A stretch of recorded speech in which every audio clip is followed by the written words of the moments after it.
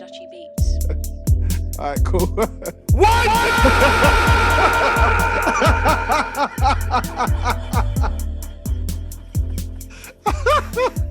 Mic check.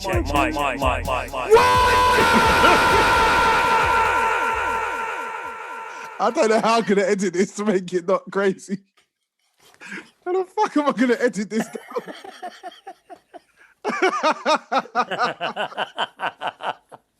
Is it better now, though? Yeah, cool. That's sick. Don't need to come down at all. Nah, that's cool. All right, sweet. We got AC. Join in the mix. Oh, man. I need my glasses, man. Yeah, everybody's having a mental day today. I literally thought it was Friday all day, and I was sending Zoom links to my online students, my Friday online students. See. That's not the reason it's been super long, but yeah. Where are you, you lazy cunts? They're like, yeah, it's not Friday, mate. Chill tell. Getting all like kind of, well, we did say 2 o'clock. Yeah, 2 o'clock on Friday, you cunt. Oh, yeah. Sorry. My bad. Yeah, oh, how you doing? Are you right there? Yeah. All right, cool.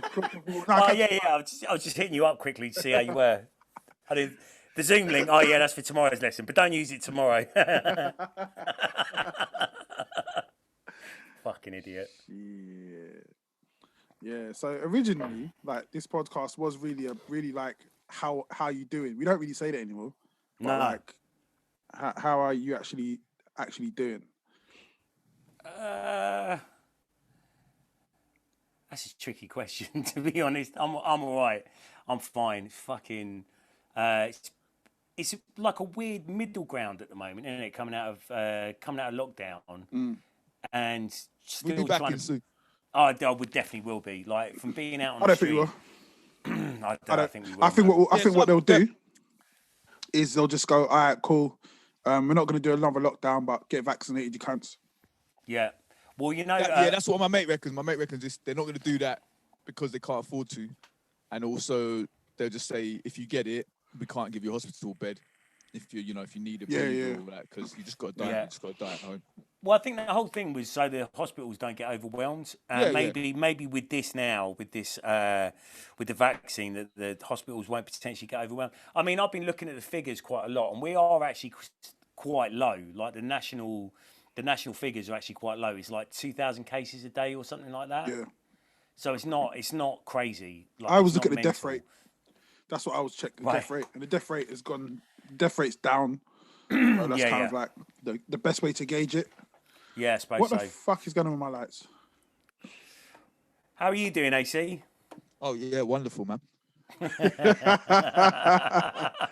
Why are men such lying cunts? Yeah, everything's brilliant. I bought myself a new top hat today and everything. It's amazing. Have you got a top hat? Nah. You should get one, man. I know I should. It would suit me, actually, having a top hat. Yeah, I think it would. Or what about a bowler hat? A bowler hat would probably be... Because I'd look like a white odd job then, wouldn't I, if I had a bowler hat? I'm the same kind of dimensions. Why you see bowler hats, yeah? Right, top hats, yeah, they were meant to be like the business owners used to wear them and stuff, yeah. But then the bowler hats were like mid-level management. That was a mid, and then the flat caps for the working classes. So how did they make all of these distinct? Why did they do this with hats? Like, what was it a conscious thing or just an unconscious thing or what? It probably came down, man. It probably comes from Egypt. Like, it's probably come down through the generations of cultures and classes. Right, they wore certain hat. Kings wore certain hats, and hats are a thing, though, isn't it? Like hats have always been like a. It shows the rest of the world what level you are in society. Yeah, that's why judges wear wigs.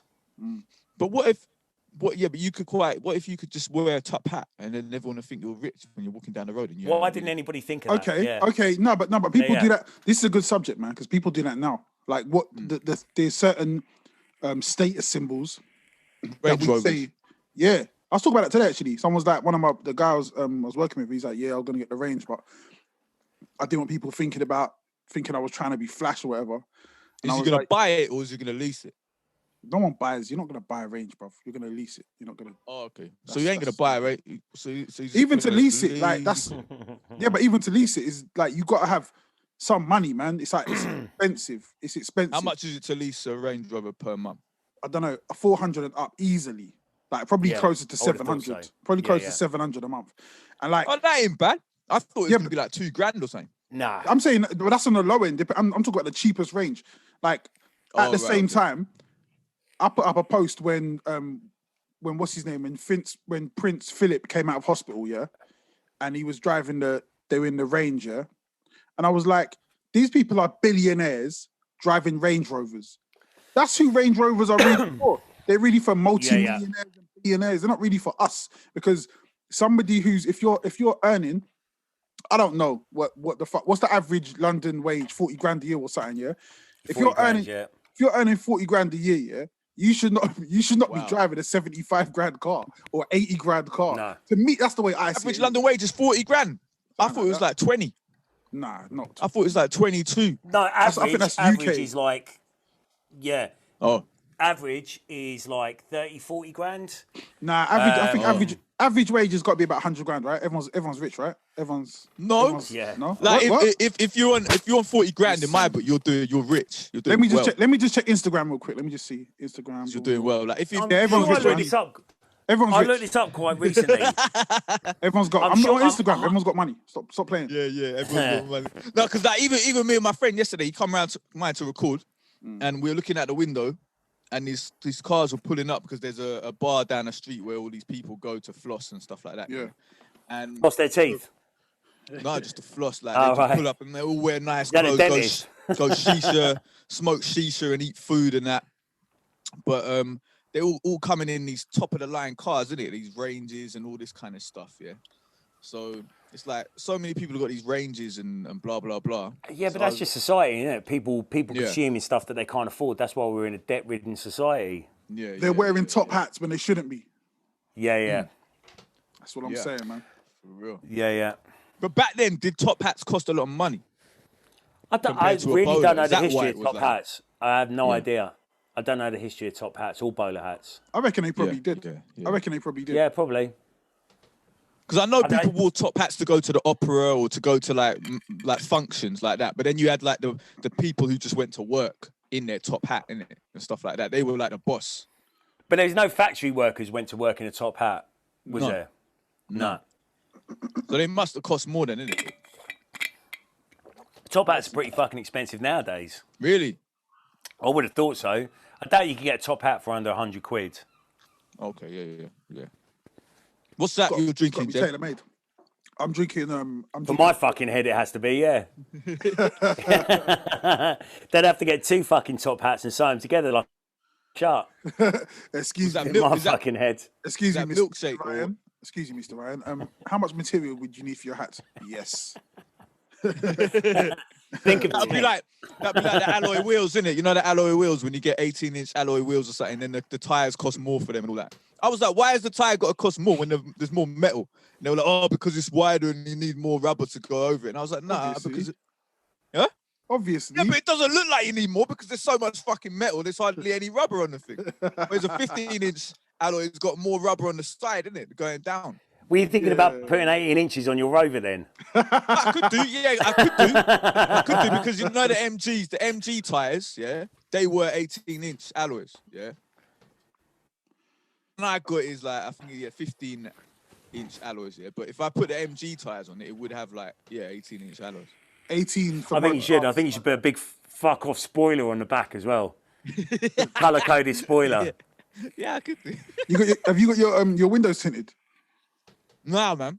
What's the matter with you, man? You out there looking like a fishbowl. Everyone can just see you driving around like. Have you got your windows tinted? Of course. I'm not driving a car that's not tinted, man. Are you sure? Yeah. I thought you didn't have windows. What, have you got the back windows tinted more the as back dark is, as they can go in the front? The back is not as dark as they can go. I've got 80% on the back. Oh. And then I've got normal, whatever is on the front. The So darkest. did you go and get them done? Yeah, but not the front though. The front was already kind of tinted anyway. It comes factory tinted, but the backs had to get them because you know what I mean. Because I've got a privacy screen at the back of the car that goes up. electrically, innit? Yeah. Or when you're having a tug. No, When you pull over in a lay-by on the M25 for a tug. no, because it only goes up in the back.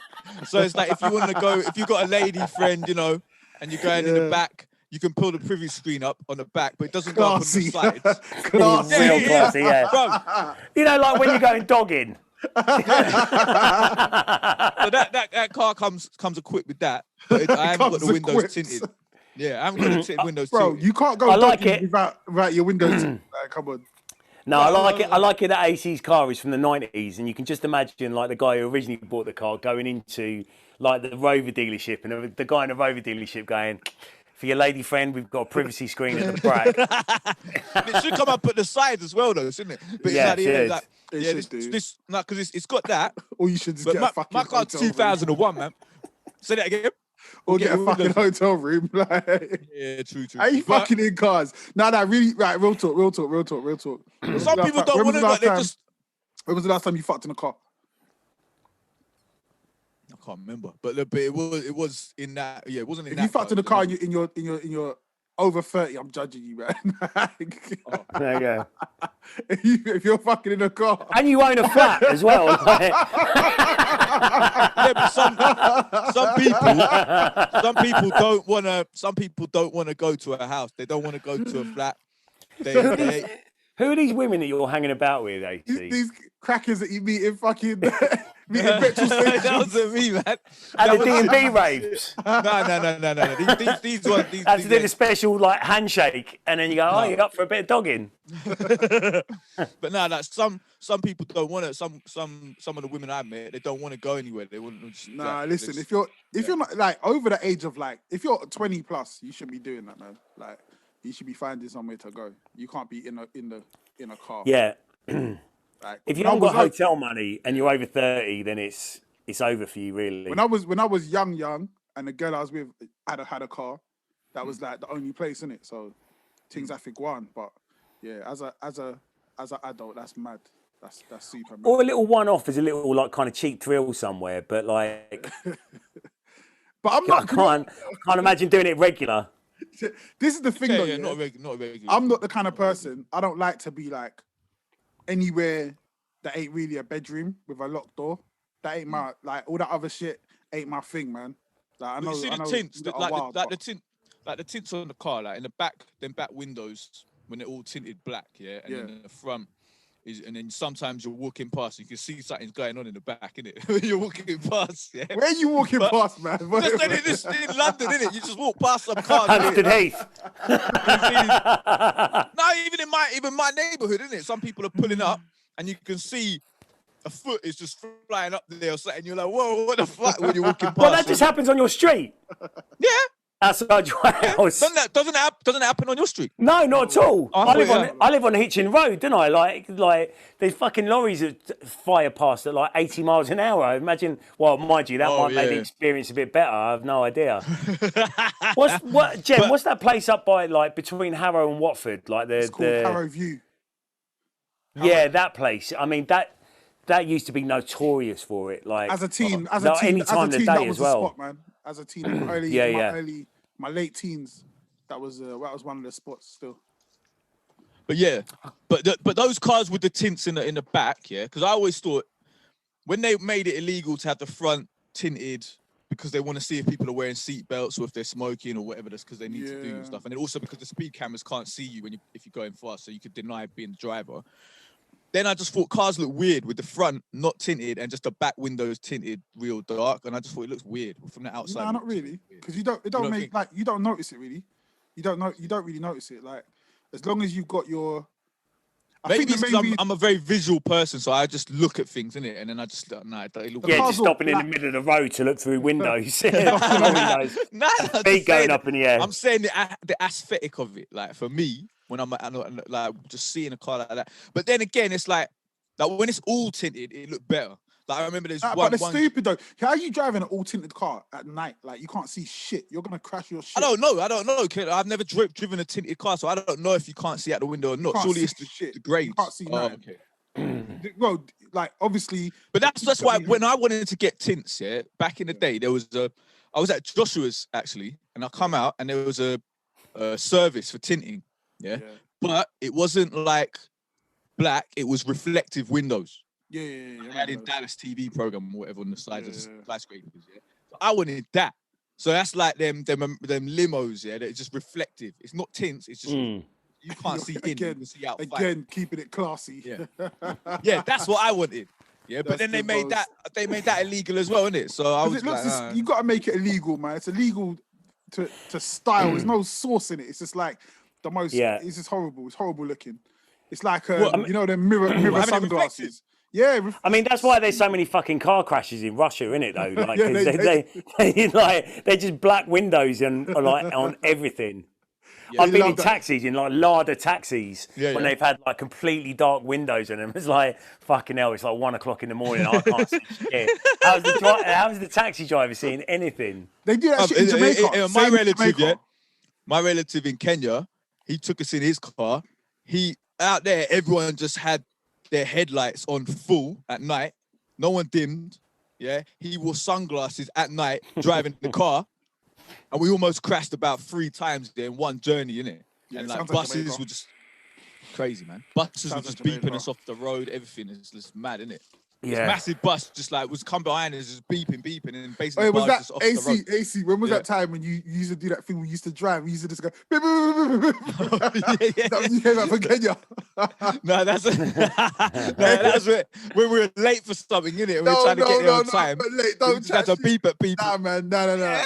No, bro. This was like we were like around your yard, yeah. We were around your area, and we were just going somewhere, yeah? And then like AC had to pull out, right? So while he's putting that, he's going. Oh yeah, I remember that now. I remember that. Yeah. No, I learned that. Do you know who I learned that off? There was this rapper. What was his name? Not. I think it might have been Blade Brown, but it wasn't. It wasn't him. Yeah, it wasn't Blade Brown. It was his mate. So yeah, I was with them at Cargo. Yeah. And then his mate wanted me to show him where the bank was or something. I can't remember what it was. He said, so goes over there. No. So he goes, yeah, get in the car, take me to show me where this cash point is, or whatever. So I was like, yeah, cool. So I got him, and the way he drove, he just pulls out into the full traffic, just coming, just beeping, beep. I was like, bro. I was like, that works. And he goes, yeah, man. So I love the fact. I love the fact that you got into one of Blade Brown's mates' cars, like just straight up, like, yeah, cool. Yeah, I mean, what's the worst that can happen? What's the matter with you, man? Yeah, but I just thought he's gonna drive normal, innit? I didn't know he was gonna just pull into traffic. Listen, I ain't getting in no car with no one in. No, I'm never getting into a gangster's car. Like, I'm never doing that. That's never happening. I don't know where that's gonna end. It's funny though, because one time, I was at the lights, stopped at the lights, yeah. So there's 2 lanes. So the car is on the left of me, and we're at the traffic lights. A car comes behind, going beep beep beep beep, like proper his horn, and then the guy and everyone's like what? It's red light, mate. What's the matter with you? He's like, no, like beep beep, getting the guy to move, and the guy just kind of just moves his car out the way, and then the guy just drives off like normal. It might be police. It could be police, isn't it? Maybe it was undercover. Wait, listen, this guy did not look like undercover police. He looked like an undercover criminal. Because that happened to me, actually, going on M1. Yeah. And I was coming off to go to, the Watford Asda, or no, near there, innit? Yeah. Well, North Watford or whatever. So I come off there, I'm coming up the ramp, and then there's like a police motorbike in front of me, and then there was one behind me, and there's sirens just come on. And I'm like, oh fuck! And then they stopped everyone. Then they told me to come, so I'm like, oh shit, I'm gonna get searched. So I drove because I was trying to get to work. So I drove, and then they made me stop again. There was another cop with another bike. I'm like, what the fuck is going on here? And then they're like, move. Where the fuck? So I pulled over, and then it was like this limo pulled up, and then they all got in front of it, and one behind, two on the side, and it just all floored it. So it must be maybe it was Boris Johnson in there or something like that. Did it have reflective windows? Just black. Everything was blacked out. Yeah. Well, there you go. That's exactly why you have blacked out windows, isn't it? Because it could have been Boris Johnson. It could have been fucking Cheryl Cole. I just never want. It could have been Kilroy. Remember we could have been Kilroy. Kilroy don't black out his windows, man. Kilroy has the fishbowl. Kilroy's like, you gotta look at me. You gotta look at me. Let people know. Let the city feel their boy. You know what I mean? What car was he in again? He was in a Jag, innit? Some big Jag. Had to be a Jag, man. Yeah, he was in a big Jag. Kilroy ain't driving a Jag. I don't want to know what he's driving. He wasn't driving. He was in the back. Obviously, Kilroy. What you think? Kilroy's touching the fucking steering wheel? I'm Kilroy. You know what I mean? Don't mess. I would put money on Kilroy driving a Jag, 100%. There's no two ways about it. In the back. He had his sofa. Yeah, you got the sofa. You were there as well, Terry. I swear you were there, weren't you? Nah, Terry wasn't there, man. I think so. Nah, this was Terry was there. I thought Terry was there as well, and it was on the tour. I thought we were on that tour. And I was driving, and we definitely saw someone on that tour. I can't like someone in it. It wasn't Kilroy. It was Kilroy, bro. Because I remember we all waved at him, and Kilroy was like, I don't think this was that tour. I think this was the tour. This was one of the ones. Didn't we see Mr. Motivator?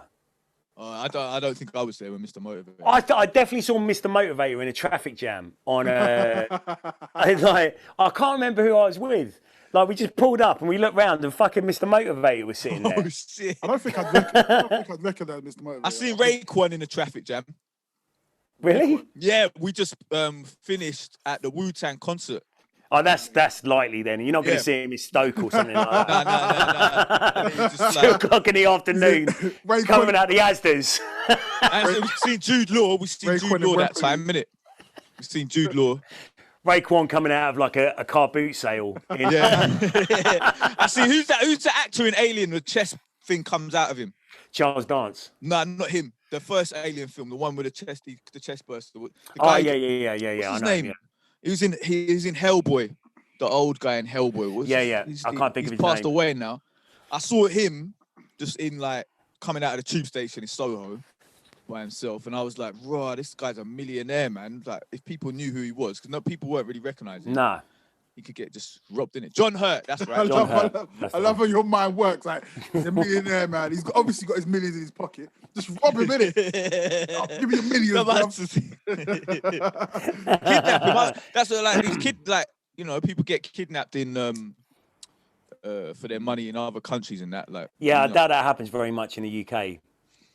Well, I mean, they tried to kidnap. Who did they try to kidnap? Wasn't it Posh Spice or something, or not? One of them? Oh, no, I'm getting it mixed up. It was Kim Kardashian they tried to kidnap in Paris, isn't it? Yeah. Quite a few but DMX, he got jacked in Harlesden, I heard, when he came over here years and years ago. Do you know what? On the opposite side of that, I was chatting to someone the other day about it was Supercat and someone else. I can't remember who it was, but they came over on their first tour here and went around jacking people. But is that why? But then that was it? Who was it? DJ. I hope it was DJ. It was definitely Supercat and someone like Supercat and someone else. I can't remember. Who was it? It was Shawnee T that was telling me. I wanna think it was Supercat and Ninja Man. And I think it was. It probably was. Yeah. DJ Village, he got shot in Wembley, didn't he? Outside the hotel. He was a big DJ in the bashment scene. Come over from Jamaica, and then they killed him outside this hotel in Wembley. In Wembley? Yeah, near Wembley Arena, the hotel near that. He got killed. Oh yeah, just down there. Yeah, and probably them stones. And then there was. Yeah. And what was it? Wait, yeah. DMX apparently had a cousin who lived in Harlesden. He came to see him, but he had a big chain on. Yeah. And he got jacked through his chain. That makes sense. What's his name? Dame Dash. There was a whole thing. Dame Dash got robbed through his chain as well, but I think that was in Paris as well. So that was in Paris. There was a little time where rappers would come over Brixton Academy or any London place and they would get robbed. So I think Nas got Mario Winans. Yeah, to me though. Mario Winans had people run up on the stage on him in the same, like some people ran up on the stage of him in Stratford Rex. Where was it? It might have been Hammersmith Palais, or it might have been Stratford something. And then he went and did a show in Watford. The same people turned up, and he just come out to do his song, that one that had the same sample as the Fuji sample. Do you remember that one? I can't remember what it was. Anyway. No one cares, man. Get to the point. Anyway, he's literally about to get into the first like sentence of the song, and the same guys ran up on stage and was like, "Oh no!" and he just ran off. That's the end of his tour, man. So don't mess about in Watford. Who is it? The game got knocked out in Watford. In Watford? Yeah, the game. Because what happened was, he was doing his tour, and He went to Why perform were all these people ending up in Watford? I don't know, but he went to Nah, because perform at Watford was Area. the place. Area, yeah, man. Area in Watford. Yeah. And he drank like I don't know if it's a real on full stage. bottle of whiskey. Used to do the bottle. Used to do the Hennessy. And he threw it, and it hit someone in the crowd. Oh, yeah. shit. And so a big hubbub started, and I think he went in there to like try and fight them or whatever, and the guy just knocked him out. I think it was some Indian guy. There was a time though. There was a time when Americans thought that England was sweet in it. They could just do whatever. Yeah. Gangsters are gonna take full advantage of that. Gangsters are the same all over the world. Doesn't matter where you come from. Gangsters. Like Joel Santana got kidnapped, didn't he? That's what I'm saying. Yeah, Joel Santana got that was a big thing, wasn't it? He got fully kidnapped. Let's not talk about that one. They were proper boying him off as well. Let's not talk about that. We won't talk about that. and then Dipset came. No, what's his face? Not Cameron came, and the same people, because they'd apparently ripped off people, and they did. People came. Are we gonna have to edit this bit out? Nah, it's cool. It's not. Do you know what? It's allegedly, and we never mentioned who was involved anyway. Yeah, fair enough. I remember Apache Indian got knocked out, and I actually saw that Apache Indian got knocked out in Watford by one of the. Really? Yeah. Oh, why? What happened? Was it dispute? He was just being a bit of a dick, and I think he tried to fight with the doorman, and he's just absolutely laid out right in front of. It was an Area. What's the other one? What's the Kudos? What Destinies? Yeah. Okay. Yeah, he got laid out at the front of Destinies. I was sitting at the pub across the road. Fucking crazy. Yeah, like if that's the thing, people think they're Supermen, or they think. And that's a problem. There's an element of like when you're in another place or another town, especially if you come from the ends here, you feel like you can go anywhere and do anything, but you forget that everywhere has these places. I remember having an issue with somebody from Huddersfield, and I remember like thinking Huddersfield. What the what's in Huddersfield? I don't know, like farms and shit. And so I must have had. These were the days where like mobile phones, like video picture phones had like really just come out, innit? And somehow we had this argument. I don't remember how it started. And he just posted a picture with his mates with a bunch of guns. And I was just like, wait, what the hell? Like, what is this? Is this how you lot get down? But I had to firm it. I had to just be like, I don't care about no guns. Like, what? You think you're the only ones who got guns? But then in myself thinking like, oh shit. This could definitely go wrong. And then luckily, like, because it managed to squash it. But again, it's like the idea of me thinking, I'm from Brixton, you're from Huddersfield, there's definitely nothing you can do to me. Oh no, that's not how things work, man. No, it's not. It's never the way things work. There's hard men everywhere. There's ends everywhere. There's whatever. You're gonna don't ever think that just because you're from London, you can go somewhere else and act up. It's the same way as the Americans can't come over here and act up. I saw Chameleonaire outside in Camden, and I just rolled up on him just to say like I was gonna get some money out. So I've gone to get some money at the cash point, and he was in the cash point in front of me, and and I was like, oh rah. You're a Chameleonaire, and he had like his chain on. You know what I mean? He had the Chameleonaire. Oh yeah, the gecko. Yeah, the gecko. And I was thinking to myself like, damn. Like he had security with him, but only like one other person. And I was like, if the wrong people had come at that time, you know what I mean, grabbing off his neck, that's got to be like 30 grand. Like, nice little. You know what I mean, 30 grand. Nice little come up, Yeah, man. It's just like, what do you expect? And another thing as well, I feel like a lot of kind of similar. Actually, I'm not even gonna talk about that, but there's a lot of gangs or a lot of guys who they just want to test certain rappers. You know what I mean? They're gonna be like, all right, you're coming to our town. There was a time where you had to kind of like check in. Like you can't just roll up. We need to. You know what I mean? You got to check in with who's there and that kind of stuff. And it's sad because it only really happens to rappers. Like Justin Bieber ain't dealing with that. Like, no. You know what I mean? Well, apparently they do. Like Justin Bieber, Justin Timberlake. There's all these like stories about them having to check in with the right people to walk. But Lady Gaga ain't checking. No, Lady Gaga ain't. Yeah. So I'm saying Justin Timberlake went mad. He went mad at me and Marty. Did you try and sell him a CD? No, he tried to sell him a T-shirt with his face on. No, do you know what it was? Yeah, it was Marty had these posters on him. And they had Justin Timberlake, but at the time he shaved all his hair off, innit? So he had like a grade 2 all over or whatever. Yeah. So the guy who made the posters, he didn't have a picture of him. He did the Photoshop. You can just see the Photoshop of the shaved head, and it was like all blurry and that. I remember that. Is that the one with the white background? The poster with the white yeah. This poster was so bad, man. This poster was literally the worst poster. I can't believe that was at was that Wembley one? No, it was the one in East London. There was it XL or something like that? XL, you might have been there as well. I can't believe people are buying that poster, man. It was I'd sold out of them all. I'd sold out of them all, yeah. And then Marty had some left, yeah. And then this limo pulled up, right? And so Marty like goes up to the limo and goes, yeah, do you want to buy a poster? And the window rolls down. It's Justin Timberlake. And he's like, fuck you, motherfucker! Fuck you, motherfucker! Fuck you! And then the car just sped off. I wasn't with you a lot of the times. I guess I sold quite a few posters at the time. But the maddest one was Manchester G Unit. Oh, the G Unit fiasco, yeah. And then so to this day I still don't know why it happened or what really happened, because I was in your car in the back with Terror. And no, it was TJ driving. I was. Oh, so TJ's car. Yeah. All right, cool. So I'm in the back with Terror, yeah, and the G Unit van pulls up, the doors open, that guy, their head security, you know, that massive, I don't know what he was, American geezer, Latino guy or whatever, yeah. So he comes out and he's like starts shouting at somebody, and there was the tall black guy that was one of TJ's boys from Wolverhampton. Kenny. Yeah, he takes his top off. He takes his top off. Yeah. That's where it begins. Because what had happened? So the G Unit guys have come out and they're like, yo, what you doing? And they tried to like put it on them and thinking that everyone's gonna just chill.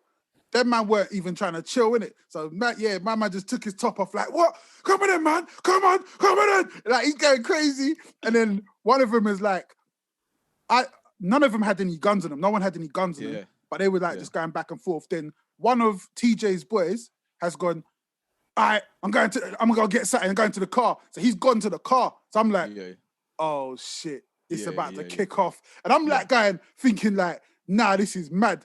Teva's in the back just skidding up here, just like, I literally taking no notice of nothing. I'm like, bro, we might have to duck out, you know, like if they start shooting, it might get, because I'm thinking that their security must have licensed weapons on them, but luckily they didn't. But I was like, oh, this is gonna go left. No, because the Latino guy was standing like he had a gun, isn't it? He was putting his hand down the trousers like he was yeah. But he never had, but like, because I was thinking you wouldn't have it down his trousers because it'd be licensed, otherwise he wouldn't have got it over here. Like, that's what I thought anyway. So I'm looking. Unless they linked up with someone and got guns or something when they were I'm looking, I'm thinking, nah, because the way it was going, if I was him, I would have already pulled it in it. So I'm thinking, if he had it on him, he would have already pulled it out. But I'm not letting someone take their top off and jump all over me and go get in my face. It was a load of like macho chest beating or whatever. Yeah, because they were like, we're G Unit, and then TJ was like, who the fuck is G Unit? And it was funny, man. Honestly, this is like hysterics, man. Then Kenny was like, you think it's just bad man in America? There's bad man in England as well. Birmingham, gonna bus, Nottingham, gonna bus, London, gonna bus. He's going mad, isn't it? Like, I swear, I'm in the car, the car's rocking. I'm like, what is going on? I thought it was Jurassic Park, man. But yeah, that was one of them crazy ones. You're just like, I don't know what's gonna happen.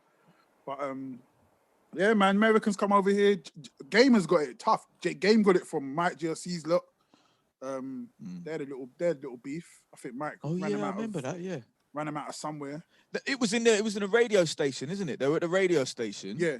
And Mike had the B6 / guys with him who were filming and stuff at the time. Yep. And I think the game friends or something thought that they were trying to set them up for a robbery after they leave the. Oh, but they weren't. Yeah. They were just. Yeah. They just wanted. Mike just wanted to interview and just just to connect in it, and then that was what caused the problem. And then when they came outside, it got into an altercation in it. But I don't remember what happened after that. So, Mike was on some bully shit. But it's my town, my town, my town. Yeah, but see, this is the thing. If you're like, if I'm an American, if I'm anywhere and I don't know people and they're acting a certain way, and then say I find out and I'm like, yo, he's my man, and they're like, oh, that's so and so. Yeah, he's a bit of a G. I'm gonna be like, nah, I'm out, man. Like, I don't want to be part of that. I don't even want to risk it because you don't know what's gonna happen. So, and this is the thing that always mad to me as well. Yeah, people would always act like these Americans are soft because they don't want to interact with certain guys. Yeah, but again, if you're in a foreign place and you don't really know like what's going on, you're not in your familiar surroundings. Yeah, you're most probably going to be like, nah, I'm not really trying to be here. I'm not in a nice... Yeah. I remember one time there was a guy... I can hear seagulls. Yeah, that's it. That's in the background there. Terry's mic is still super loud. Is it? I don't know what he's trying to do. My mic is usually really fucking quiet. It's like... Hello! Jesus Christ. Wherever it's on, put it on half of that. What about now? Shit. That's better, yeah. Yeah. All right, sorted. Bruv, you just deafened me, man. So, yeah, what were you saying, Jen? There was an incident in Harsden where MRP were there. So MRP were there, and obviously Harsden's going to be Harsden. There was back in them days, every 2 minutes, it was a shootout. So there's been a shootout, but it wasn't an actual shootout. Someone was just shooting guns. Someone was just like busting guns in the air. And the guys from MOP were like a little bit shook, like, what the hell's going on? And they wanted to leave.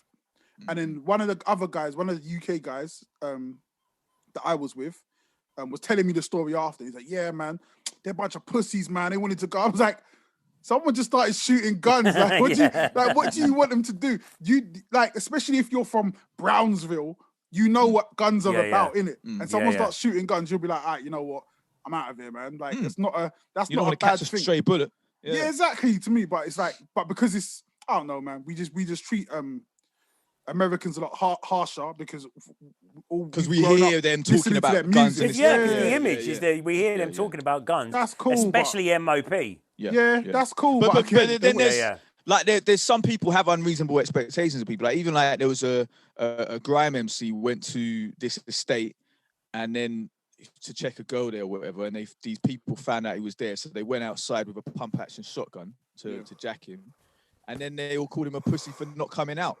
I'm like, well, that's common sense. Like, why would you want to come out? You got a pump action shotgun, and you're gonna rob him. Why do you want to come out? Yeah, why would he come out? They did that with Heady. We did it with Heady in Luton. Like, caught him, and then they're like, caught him outside. Yeah. They got guns on them. He runs away, and they're like, "Oh, you're a pussy." And we talking about like, why? That's the same thing happened to me. There was a concert we went to do. I think it was Jurassic 5. I swear you were there as well. It was in Norwich, at the university, and we met all these people who are these like. They'd moved from London to Norwich, and the guy was like, "Yeah, man, these people around here pussies, man. I pull out my gun and they just run away." And I'm like, "You've got a gun. What do you think they're gonna do? They're not gonna just." What do you expect people to do? You're pulling out a gun on them. That's the sensible thing to do, is get the hell out of them. This is crazy, man. People got unrealistic expectations of other people, man.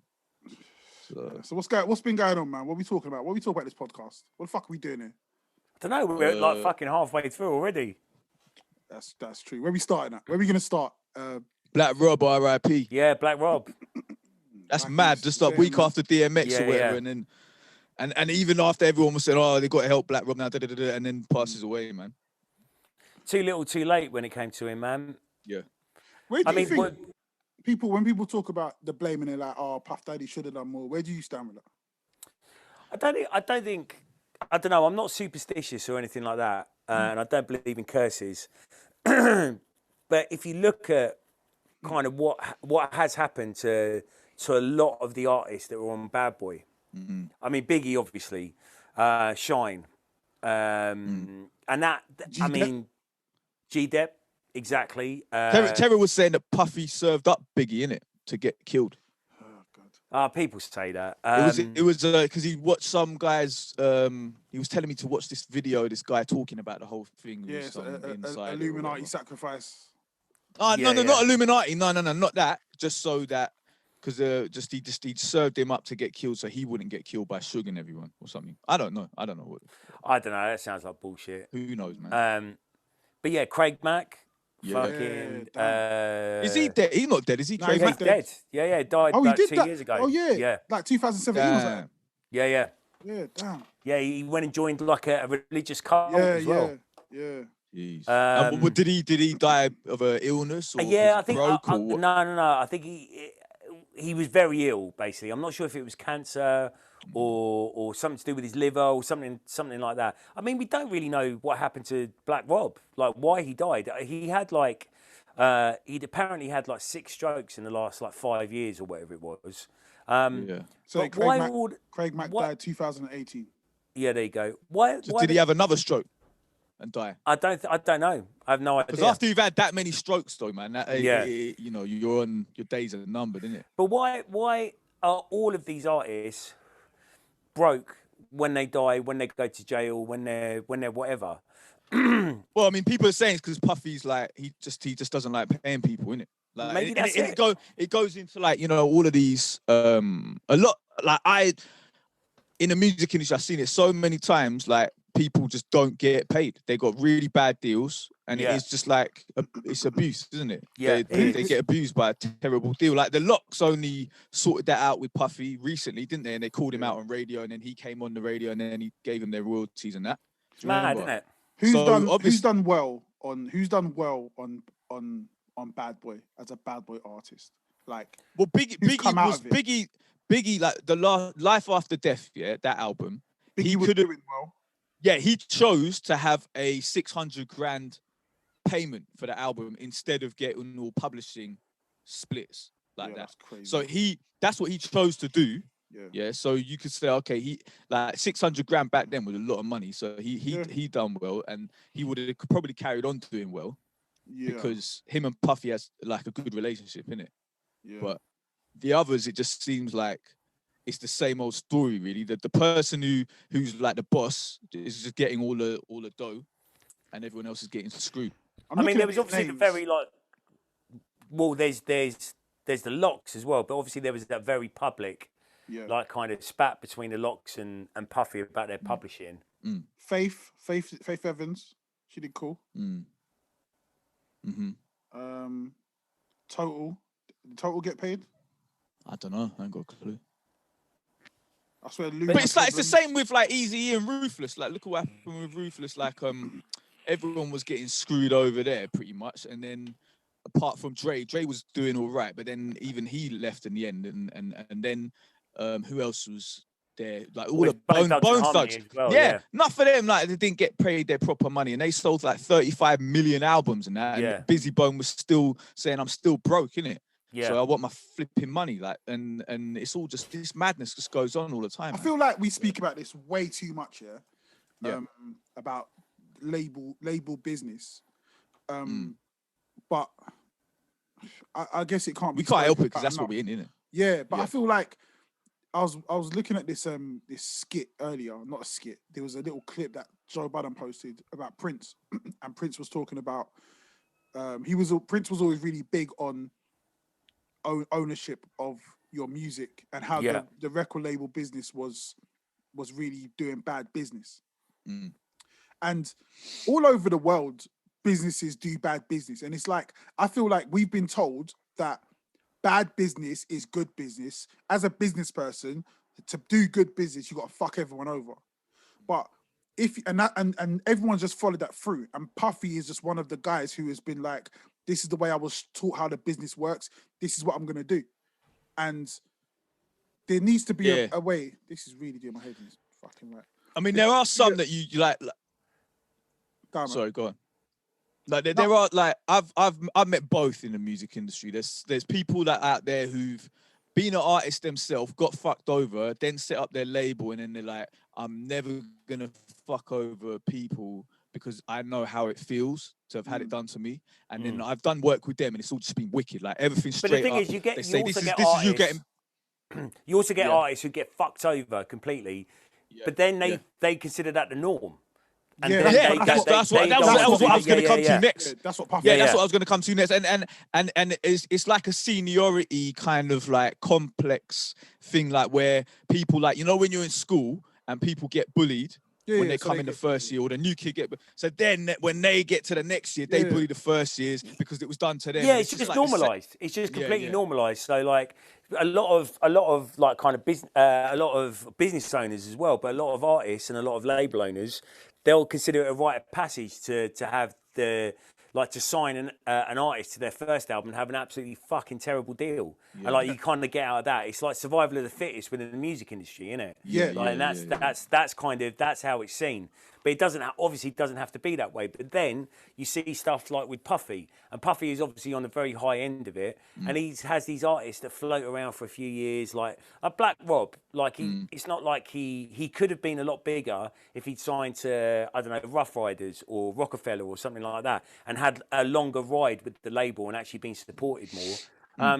But really, Black Rob only had like a couple of years in the spotlight. Like he made a real impact while he was there, but then he went off into obscurity and the poorhouse. Yeah, like, he had one hit.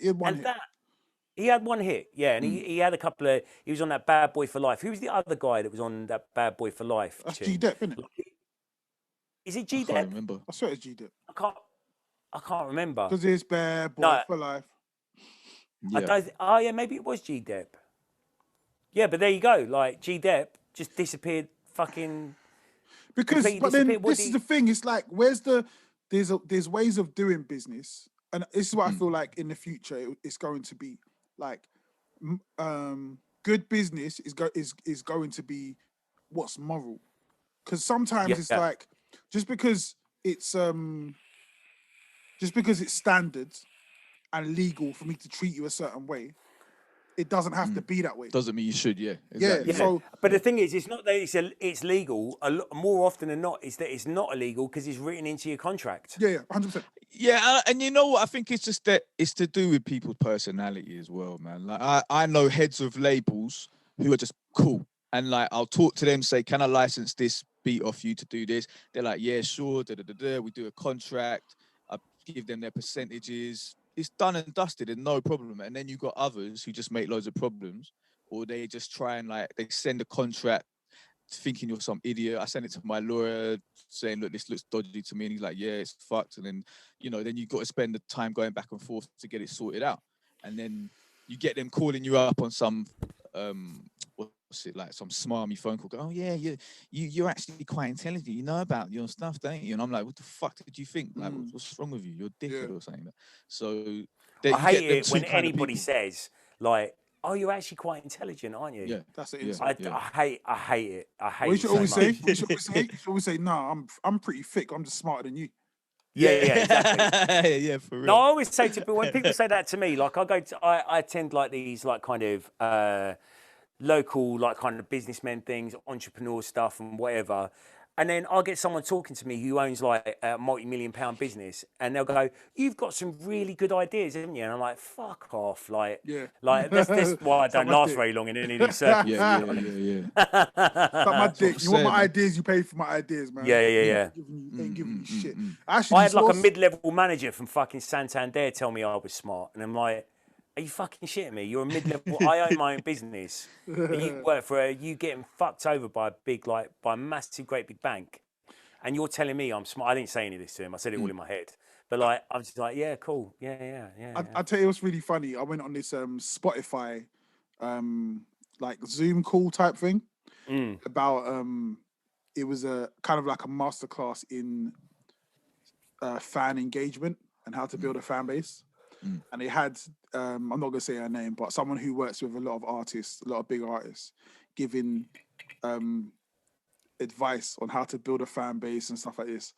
And I'm listening to this woman speak. I'm like, it's not that you're chatting shit. It's that you're talking the most basic level shit. And even every time she was asked a question, even the questions were stupid. And it's like, you're not even smart enough to ask the questions you should be asking. This woman doesn't know enough to give the answers that independent small artists really need. And it's not even her fault. It's just that when you're part of a big label, there's so much that you don't have to worry about. And it's like the analogy is like they're going, how do you get to from London to Japan? And they're like, well, you get on the plane and you sit in your first class seat, you grab your champagne and that's how you get there. And it's like, no, wait, you didn't even tell these people how to get to the fucking airport. You didn't even tell them how to book a taxi. You didn't even tell them about what luggage they need to bring. There's so many steps you just missed out, and then you've acted like this is the way to go. You haven't even seen what needs to be done. But the thing about like kind of conferences like that as well is they're not going to tell you.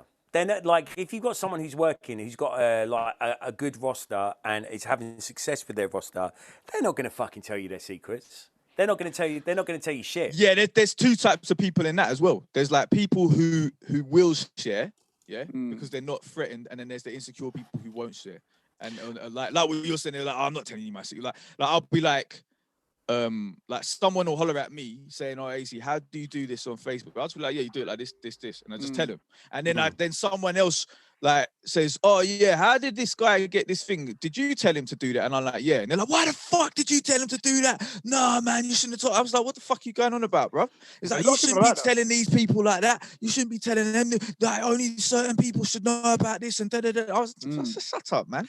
You know what's crazy? I had somebody call me, who I don't even really talk to like that. We're cool and everything, but we're not really like we're not mates or anything. Yeah. And this guy just messages me out the blue, goes, "Bro, I think I said this actually on one of the earlier podcasts. Like he just called me and was like, "Bro, this is what you need to do to like help your marketing and stuff." And I was just like, "Oh shit, thank you, man." Like he just out of nowhere, he was like, "Yeah, it's working sick for me. So if you try it, I reckon it'll work good for you as well." Yeah, I feel like that's the. But that's what it is though. There's some people that are like that, and then there's other people who because they want to get ahead so bad, they don't want to tell anyone about anything. Do you know what I mean? And then you'll find it out later, and that's what they've been doing all along. Yeah, but I don't tell everybody like all my. I'm in the middle. Yeah, I'm in the middle. There's certain shit I don't say. I don't tell. There's stuff that I've worked at for years, and like regimes and stuff like that I've worked at for years. Like, what do you mean by regimes? Just strategies and shit, strategies and regimes and stuff that I do every single day. Like especially with teaching, right? Teaching is not an easy thing to do. Like I've worked on regimes of teaching that I have people, like I sell curriculum to people.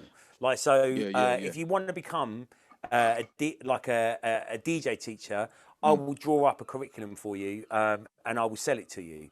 Yeah, that makes sense. Yeah. But I have people hit me up all the time about bits and pieces to do with the business, to do with the promotion of the business, to do with getting gigs and all this kind of stuff. There's only so much I'm going to give away.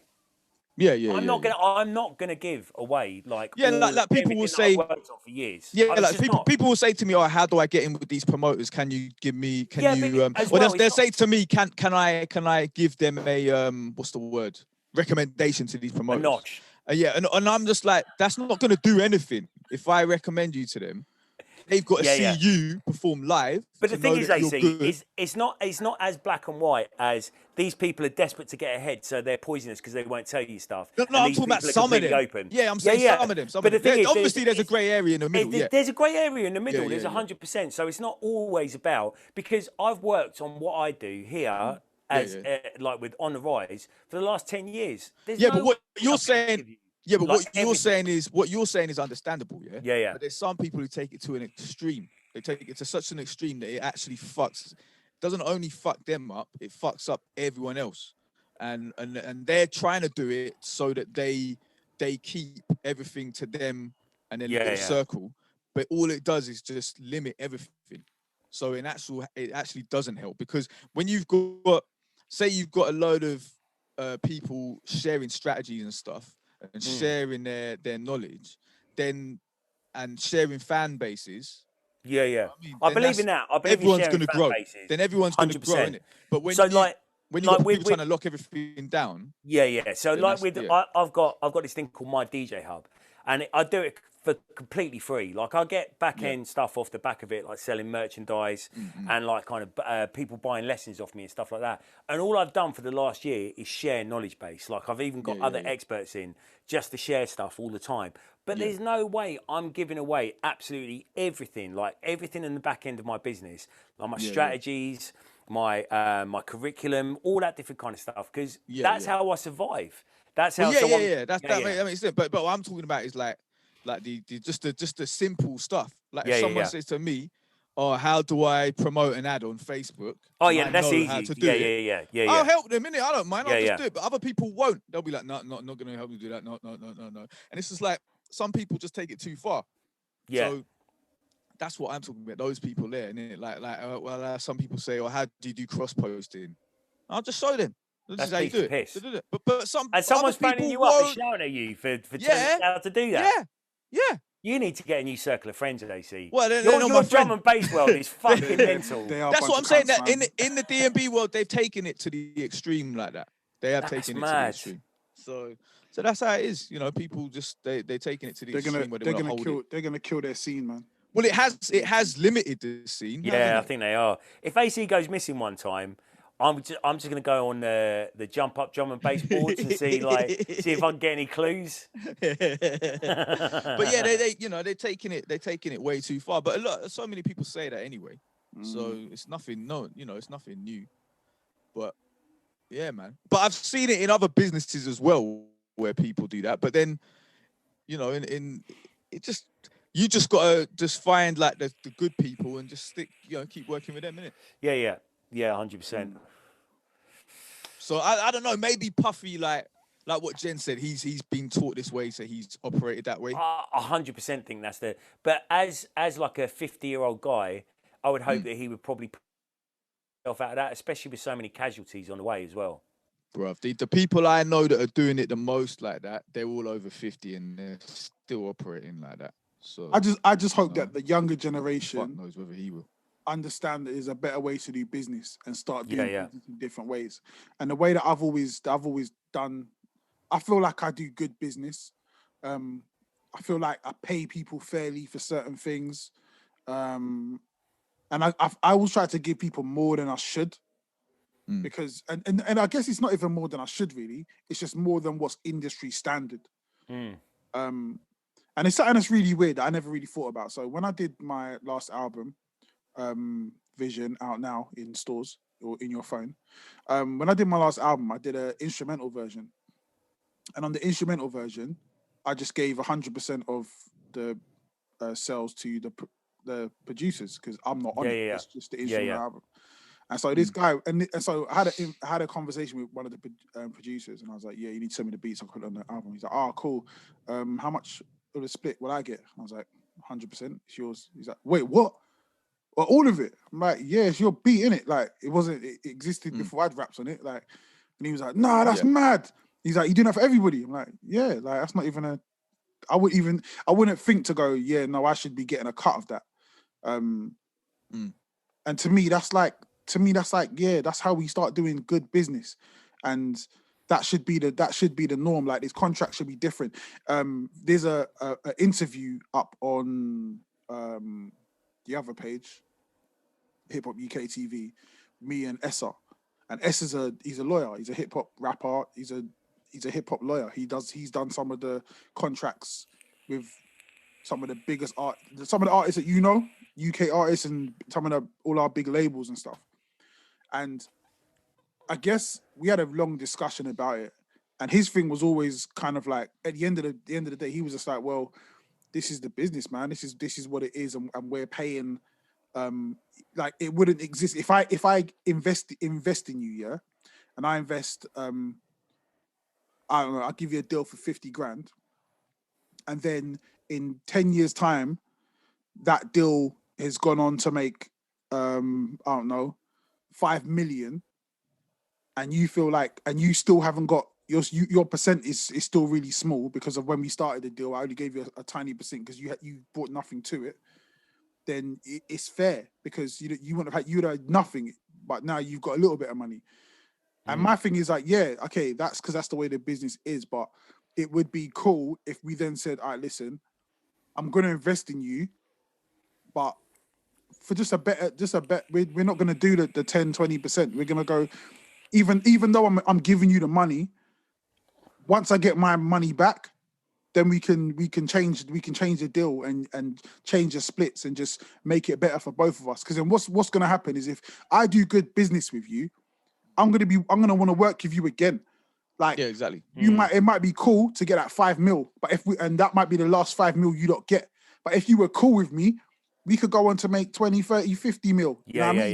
And yeah, to me, I'm like, doing business that way, a lot of the time is really short-sighted, because business, for the most part, is really short-sighted. We're never looking. It can be, yeah. So I always look at my plumber, right? My plumber is safe as fuck.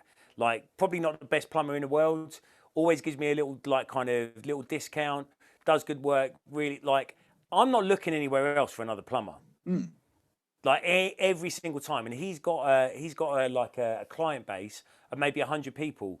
That is him doing his business, and I do the same here. Like, I'll do exactly the same here. I'll give people little discounts, give them an extra hour every now and again, give outside like kind of advice and stuff like that, because it's worth more to me than them coming to me for like a £600 course. If I give them a £500 course, they'll come back to me once a month. Exactly, yeah.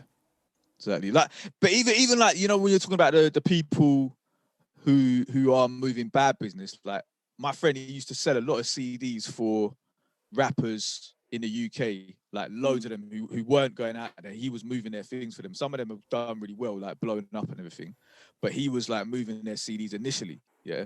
So he did it for this one artist, yeah, who's now gone on to do really well. And then what happened was he was in negotiations to do it for another artist with their manager. So he said to them, yeah, ask this artist, didn't it? I did it for him. So they asked him, and the artist lied and said, no, I don't know him.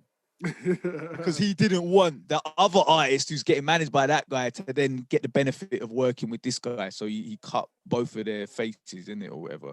I don't know how you'd say it. So that's what goes on, man. People are like that, innit? Even though he wasn't going to do him any harm, but he just didn't want that artist to make money, like 50% of that CD money that he made with my friend, innit? And get more people knowing who they are around the country. Yeah, that's crazy. I'm always gonna be like, yeah, I'm never gonna be that, man. I always try to make sure people do well. If I work with people that are talented, I try to pass it on and try to give people opportunities, and that's why I feel like when I used to go studio in Southeast, the SP Studios.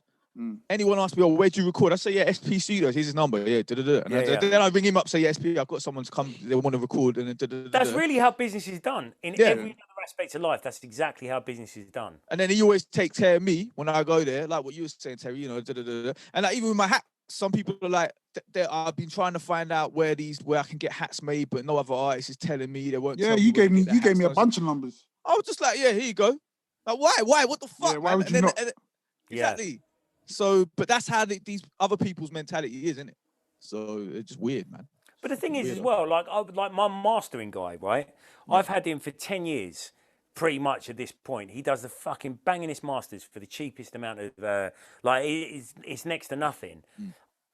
The guy that told me about him goes, don't give this to anyone. Like, this guy's like, he's the best. Don't give him to anyone, though. Like, I'm doing you a favor. And it's like, okay, cool. So I used him a couple of times. And I'm like, this is amazing. Like, I've never heard such good masters for such a little price.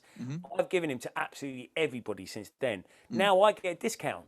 Yeah, exactly. Yeah. Like, why would you not want the person that you're working with to succeed? Yeah, because people because they want, like, it's that mentality of keep that person broke and desperate, so they'll always do the work for me, and no one else will have their monopoly on their time, innit? That's kind of like the thinking. You got more chance of saving money if you put money in like people's pockets. Yeah, for real. Yeah, for real. Speaking of putting money in people's pockets and not putting money in people's pockets and chatting shit online, am I gonna get into Lawrence Fox? Nah, fuck him. Is that, see that thing I tagged you in today on Twitter? What's that? Did you not look at it? Bro, my Twitter's mad. I don't know. Bro, look at the tweet. Nah, because I don't read your tweet. Your tweets always are fucking nuts. Every time AC, I swear to God, yeah. Every time AC replies to some shit, I'm always like, oh, for fuck's sake, fuck off. every time he tags you on something. You know what? It's because I know how he did it. I know, like, so I was talking about this chain situation, yeah, and AC's like, give him the chain. I'm like, fuck off, AC, man.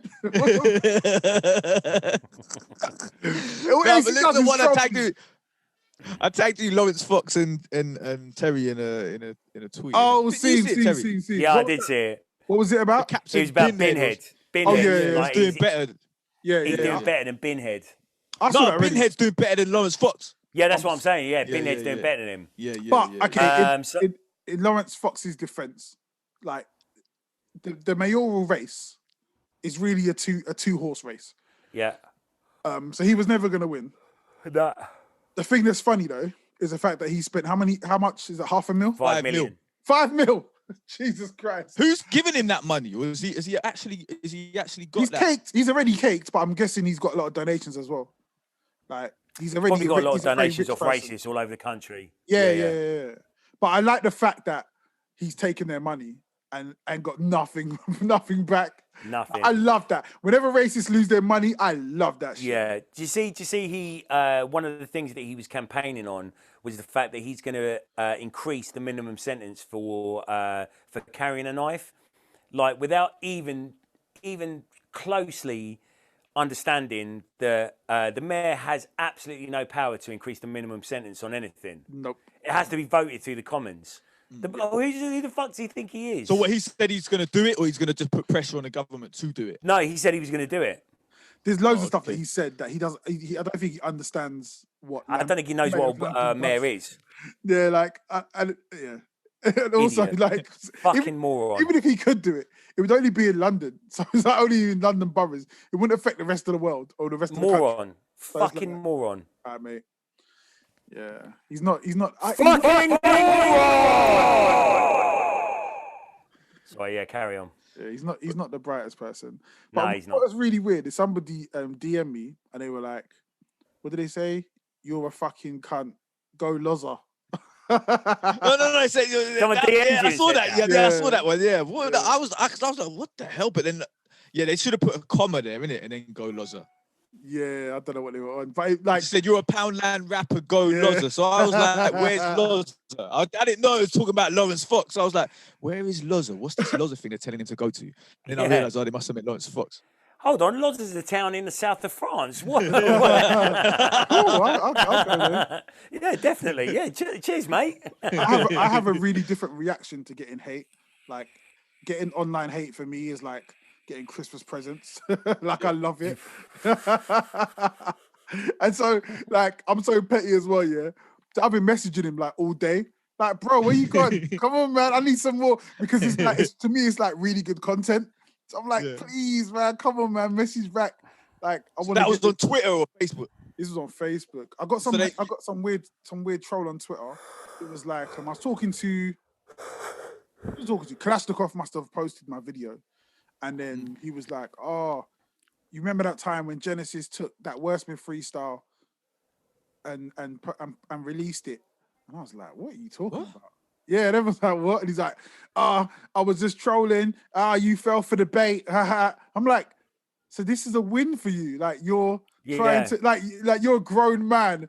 And like, bearing in mind how old you have to be to remember that shit that happened fucking almost 20 years ago. The one where the Wordsmith is dissing Chester P. The thing that got deaded fucking 15 years ago. Yeah. It actually got deaded before they released the disc, but it's cool. But like, and I'm like, this is what adults do. Like, adults, you troll. That's a win for you. You're trying to be a troll. Like, that's how small your fucking world is. Yeah, man, it's some weird shit. And it's like, to me, I always think, I guess you can't judge people from what you do, but I always feel like, imagine me talking to my dad, and my dad going, "What did you eat today?" "Yeah, man, I was online trolling," and then having to explain to my dad what being a troll was, and my dad just looking at me like, "You useless cunt." Like, I wish I fucking spunked you onto the fucking curtain, you wasted fucking sperm. And it's the problem with trolling, like some trolling's actually quite funny. Like you get like the odd troll every now and again. It's quite funny. I'm a funny troll. People can't. Troll funny. People can't separate the two. There's that completely charmless, stupid, like not funny in the slightest trolling that people think, because they're doing it, they're serving some kind of purpose when like they're not at all, and it's fucking ridiculous.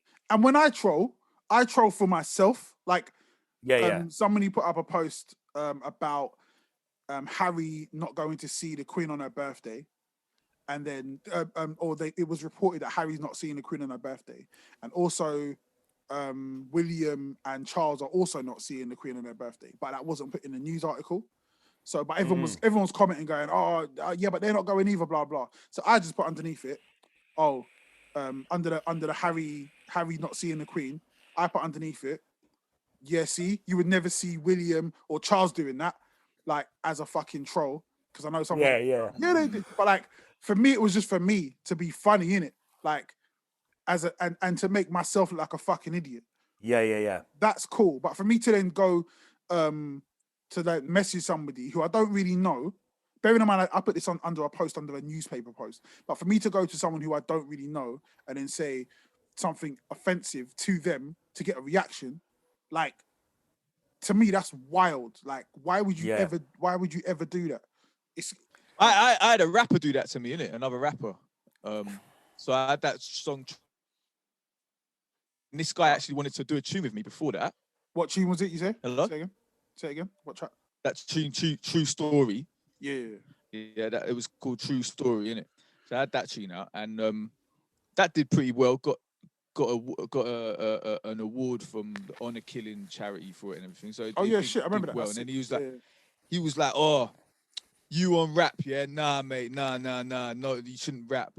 And like the thing is, like just about 2 months before we were planning to do a tune together, so I was just like, "What are you doing?" It was just a bit weird, and I just blocked him straight away. I didn't even reply; I just blocked him. But that was quite strange. That was a bit weird. But people do that shit.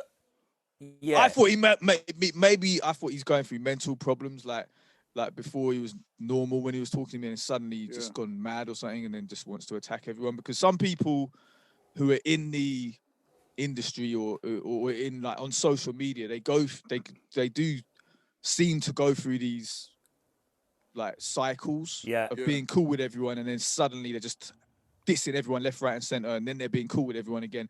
And I'm just like, no, I can't take that, man. If you're gonna diss me, then that's it. That's over. Our relationship is done, innit? But that's some people don't see it that way. Some people say things, and they'll just say it as if it's like it's cool. So I was talking about, and I've been talking about the situation of this girl getting shot by the police. Yeah, this 15-year-old girl who got shot by the police. And I was saying that from the video footage, it looked like she was about to kill this other girl. Yeah. And if they didn't do anything, she would have killed the other girl, right? So what she had the knife going into her or something? Yeah. Right. So I was like, in that situation, it's a bit of a mad situation still, because you're like say it was me, I'm not sure what I would have done in that situation. Like maybe you tase it and it doesn't, like you tase her and she still manages to kill the other girl or stab the other girl. There's a lot of stuff that can happen. Killing her is not the right thing. Shooting 4 times is not the right thing. Could have shot once, maybe aim for the legs. There's other things you can do. But I was saying, like, in that situation, it's a bit of a sticky one, yeah. And so I mean, usually they train people to not to just shoot for body all the time. Yeah, I know that's how they train. They're always trained to shoot for body. Yeah, cool. So that's again, there's like loads of things you can say in it, and then people are bringing up the situation. But there's loads of white people that they don't kill. What they're forgetting is like it's not the same officer every time. Like you're acting like it's the same officer every time. No, there's different people, different situations, and that situation doesn't make the other situations right.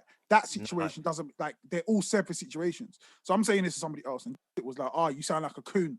I'm like, "What the fuck are you talking about? Like, how does that sound? Like you?" They said that to you. Yeah. So it's like you know me, like you know me, yeah, and you know what I do and who I am. So for you to say that is nuts to me. Like, to me, that's wild because number one, like, you know my job, you know what I do in these streets every fucking day. So and also, and like, not even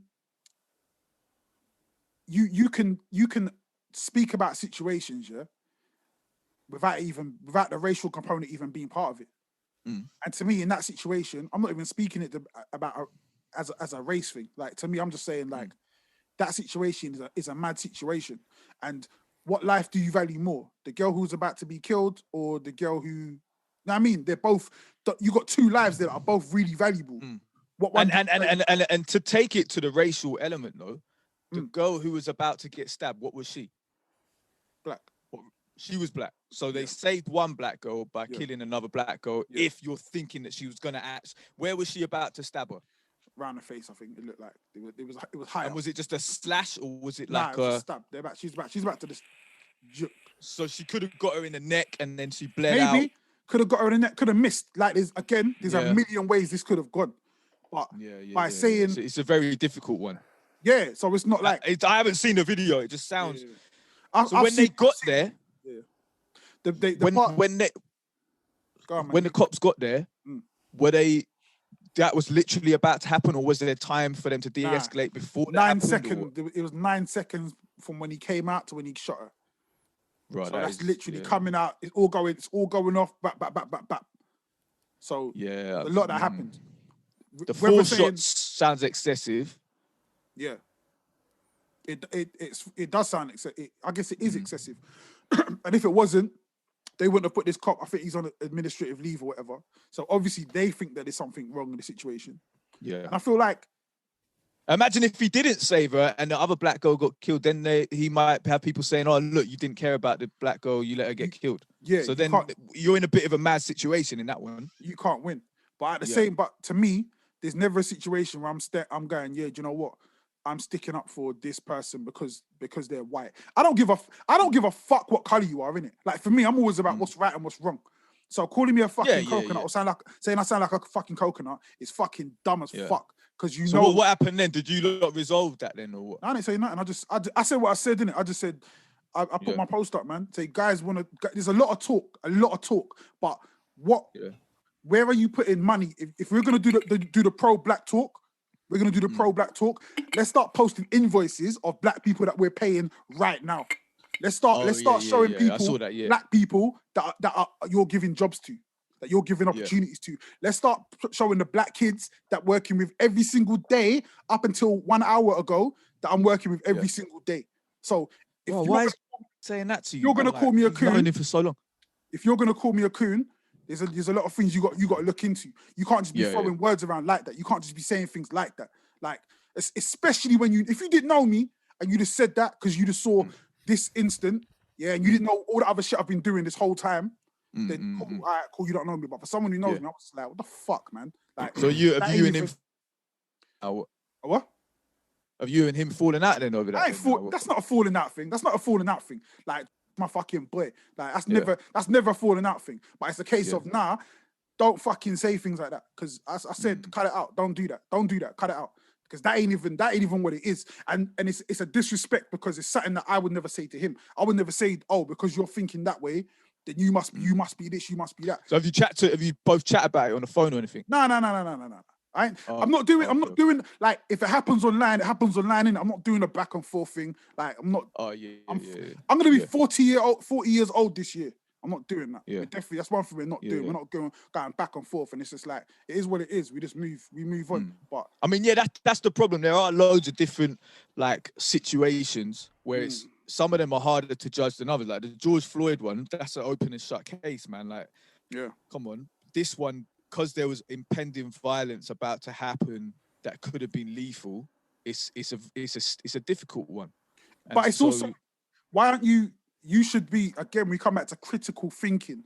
Why aren't you looking at this case in its by itself with the facts? Why are you bringing other things in? He kept tagging me in like white people going crazy with knives and shit, and it's like, but that they weren't arrested by the same officer. If it was the same officer, then you could be like, oh, cool. Double standards. You could say this is a controlled environment. This is a controlled environment where we're expecting certain things to happen.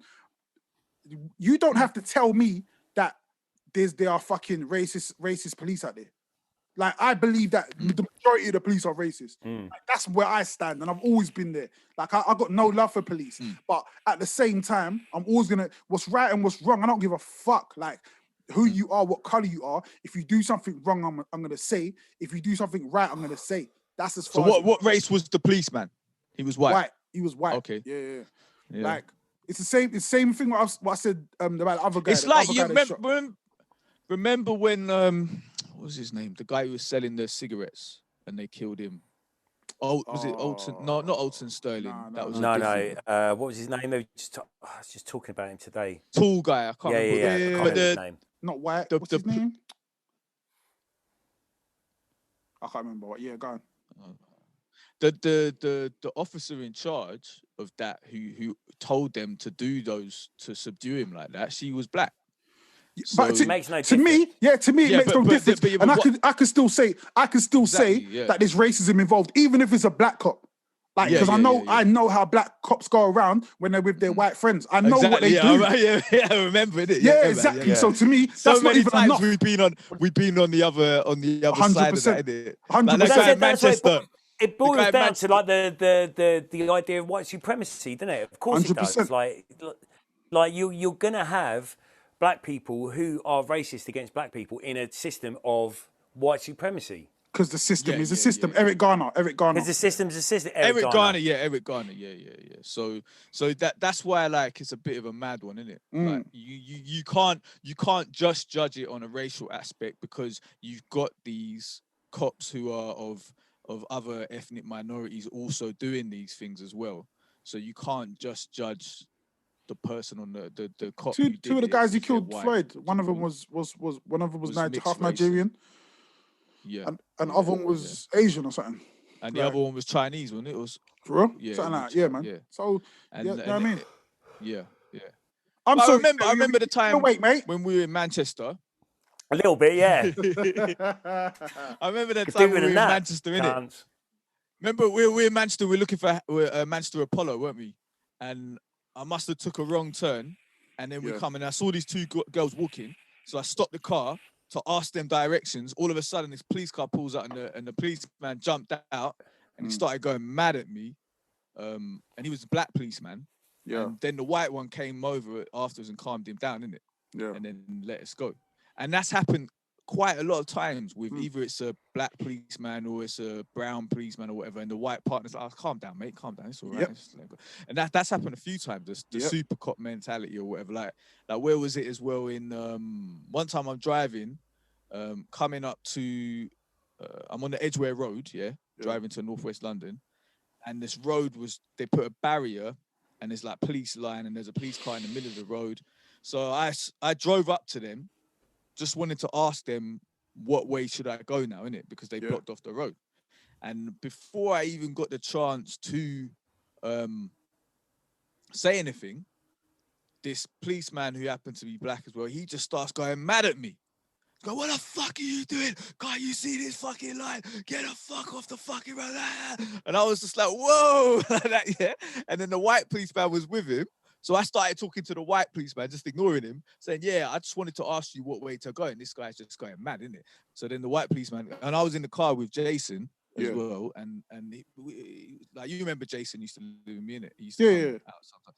So he's like, what the fuck is going on with this guy? Like, and then the white cop was like, oh yeah, you just go over there, mate. And he was like, yeah, it's all right, mate. It's all right. To the back cop, he was just going mad at us because he saw us and it was like he wanted to prove to the white guy he's not going to be nice to us. So he started just going mad at us. Yeah.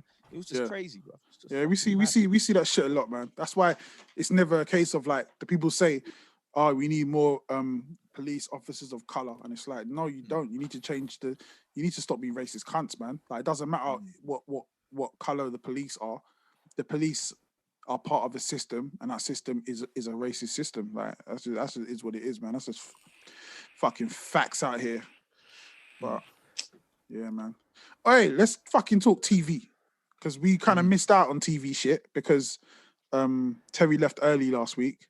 Yeah, I had to bounce last week. Yeah, we were talking about them, and then we talked about we didn't talk about. Did we talk about Falcon and Winter Soldier last one or not? We did a little bit, but not properly, man. But that last it's getting that last episode was cold, man. It was deep. Yeah, it was. I think John Walker. Was he called John Walker? Yeah. Yeah. Fair enough. He killed that guy. He just killed his mate. I was like, fair enough. He didn't know, did he? That's the whole point. Like, the guy that he killed didn't actually kill his mate. Oh, it was the woman. It was the woman who killed. No, it wasn't the woman. It was the other guy. I thought it was the Carly. I thought she threw him and he hit the wall and died. Oh, no, it was a different guy. It was another guy. Yeah. I'm pretty sure it was, wasn't it? In the flag smashers. Yeah.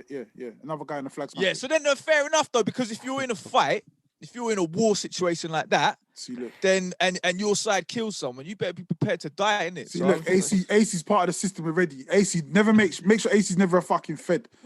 I don't give a fuck. I swear to God, killed that guy. I don't kill someone. I'm killing someone. It's a war. It's a war out here. No, I ain't gonna be a policeman, so you ain't got to worry about me there. All right, cool. But Well, if rap doesn't work out, you never know.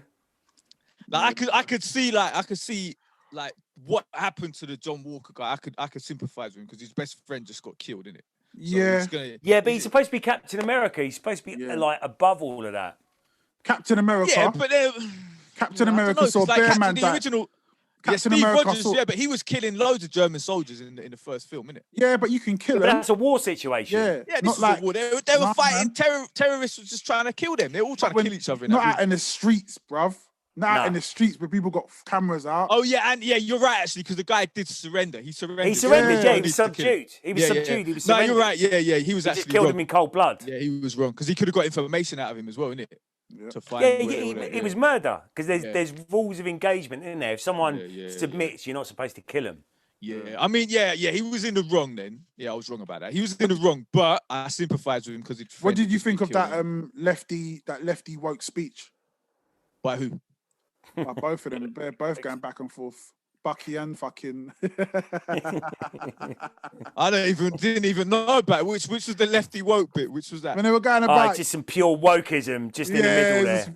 It was this. What talking to John Walker or man, just talking to each. When they were like, when they're fixing the boat.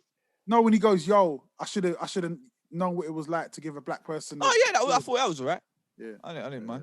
Yeah, it was cool. This wokeism's getting out of hand now. This is political correctness gone mad. Yeah, gone mad, mate. Gone absolutely mad. Mad. The wokes. There's no need for that in Captain America. Yeah, it's called Captain America, not Captain Black America. Not Captain Nigeria. What are you doing? These colours don't run, mate. Yeah. There's no black in the Union Jack. Wait, it's not Union Jack, is it? Yeah, nah, man. I thought it was sick. I was loving it. I was loving every second of it, and I was just like, "Fuck yeah!" But that's like in. I've been watching this program, called For All Mankind. You seen that? No. Nah. It's on Apple TV, but okay. Apple TV, but I've been watching it on something else, innit? But that deals with if the Russians got to the moon first, and then what the impact would be. So NASA is like, okay, we've got to build a moon base, and then what's it called? For All Mankind. I watched like 2 episodes of that. It's got mate, who's the star of that? Suicide Squad geezer. The guy in Suicide Squad, the CIA guy. But it gets really good. It builds up season 2. It gets really good and everything. Yeah, I've got no confidence in your recommendations, AC. That is very true. You haven't got a track record. We're gonna give you another chance. But the like then because the Russia, because at the time in communism they equal rights between men and women or whatever apparently, and so then they had a woman go to the moon first, and the Americans like, oh shit, we ain't got any women astronauts. This is making us look bad. So then Nixon's like, we need a woman astronaut in space. So then they recruit all these women, and they have one woman who's a black woman, and then later in it, she gets more political about it, and people would like, these people you're talking about, they might say, oh, it's wokeism coming in there, but what she said is completely. We were joking about the wokeism and Captain Nigeria. Yeah, I know, but I'm saying that to those people. But what she said is completely understandable. What would happen? Because in that, like, she gets criticized for going to the moon and stuff, where the civil rights struggle has not been completely resolved or whatever, and so the people are like, oh, they're saying she's like a coon or whatever. They're saying that to her, but then she presses for for her to lead a mission, because there's been no African American person leading a mission yet. So some people would look at it and go, oh, it's fucking, and even they have like some of the other astronauts who are like some white guys or whatever. A couple of them are getting pissed off, saying, the only reason you're getting to go in space now is the color of your skin and what you got between your legs and all that. So I thought it. I didn't have a problem. I thought it's good. It's like it would naturally be brought up in the way she brought it up, and it would have people reacting like that. So, do you know what, AC? It actually amazes me that you can talk through absolutely every minute, like minutia of the programs that you tell us about, but you have to have all the programs that we watch explained to you by us. Like the massive parts in them as well, like the really important parts, like the massive crux of like Falcon and Winter Soldier, where it wasn't the bloke that killed his mate. You know why? Like the biggest part of that episode. Yeah, but you know where you got to blame that on? You got to blame that on the editor. Because the fight scenes was too close to pay attention to. It's like obviously they had to they should have made it a bit more obvious who killed who. Because I just see some guy throw the guy Lamar against the wall and he's dead. I'm just like, he's wearing a similar outfit to the other guy. I'm like, okay, that's the guy who killed him. Fair enough. But then I thought it was the woman who did it. I love how like the director or the direction they're going, they try to make it really obvious with him smashing a guy's face with a shield. And you're like, I don't see anything wrong with that, man. What the fuck? Go cat. You're like, fuck, man. It's understandable, isn't it? It is understandable. But it takes 25 minutes to explain, like, if your friend gets killed in front of you, like, come on, you're gonna want to kill someone, innit? So I kind of understand. Yeah, but kill the person that did it, not just some random that's standing next to him. Well, yeah, but that guy wasn't involved. He was involved. Was that Malcolm X's speech? That's one. Like, I'm a massive Malcolm X fan, obviously, and there's one speech that he said that I've never liked. Even as a kid, I was always like, no, that doesn't make sense. He was like, when a snake bites your child, you don't go out and look for the snake that has blood in its mouth. Any snake will do, and you'll kill any snake. You'll kill all the snakes. So when a racist person hurts us, we go after any of them. Any of them will do. And I was always just like, sorry, Mr. Malcolm. Yeah. I don't think. But did he mean go after any racist person? Yeah, kind of. But like any white person, really. Oh. Like, if it was any white person, then no. If it was any like a Klansman or something like that, then yeah, it's whatever. Yeah, he was. Yeah. Understandably, which just shows the great Malcolm X. The great Malcolm X was not above like dog whistling. Yeah, no. Yeah, but that's that, man. Listen, man. Times called for it, man. Shit, they invented. Yeah, times called for it. With that fucking propaganda. But at the same time, listen. If I got a whole bunch of people that are trying to kill me every single fucking day, I'm gonna whistle for some fucking dogs. I don't give a fuck. Yeah, exactly. 100%. Shit, are you mad? 100%. But yeah, I think Falcon's going good. It's going crazy. I like it. It's cool. Yeah, the last episode was like all the action was at the beginning, but I think they needed like that kind of reprise before what's probably going to be an absolutely like insane ending tomorrow. This is my own. See what you're saying about Malcolm X, yeah? Yeah. Like, you know how some people are like, oh, Malcolm X. There's certain people like out there who are like, oh, Malcolm X was a racist. Yeah. But they only look at the speeches he made when he was young, and they don't look like when he first got in the nation. That's true. Yeah. Stuff. And then they don't look at the later stuff he said. Well, the stuff when he got back from Mecca. Yeah, they don't look at that. And it's the same like people do it on the other side as well. They do it with like people like Gandhi. When he was young and he was sucking up to British colonialism, he was looking down on Africans and in his diaries. But then later he changed. Did he? Do you know what I mean? After going through the whole thing, and he was giving advice to the NAACP and all that kind of stuff, and all. I'll take back all the horrible things I said about Gandhi. I'll take back all the horrible things about Gandhi. But it goes on too much. Like people, like what you were saying about the girl getting stabbed, like the critical thinking thing. Just take a look at someone's whole history before you do the judge. Don't look at something that Huffington Post said. Oh, this guy said this in 1898, and then you're not going to look at what he said in 1943. It's the same with I've seen the same, with Lovecraft Country and that. Mm-hmm. Yeah, so Lovecraft was racist. He was xenophobic. Yeah, the author, right? Yeah. And then, before he died, 1 year before he died, he actually rejected everything he believed before and said, "I was an idiot to have believed these things."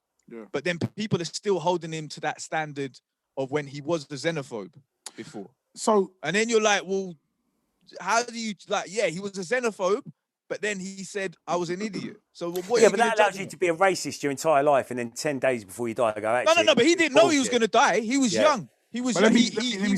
He was only about 37 when he died. So really, I didn't know that. Yeah, when he was like 36, he said I was a fucking idiot. It's like the same when people say about when people judge Tupac, saying Tupac was a thug and everything. Then there was a meme that went out saying, imagine if Malcolm X died when he was Tupac's age. At that time, he was known as Chicago Red. He was a thief and a da-da-da-da-da. Do you know what I mean?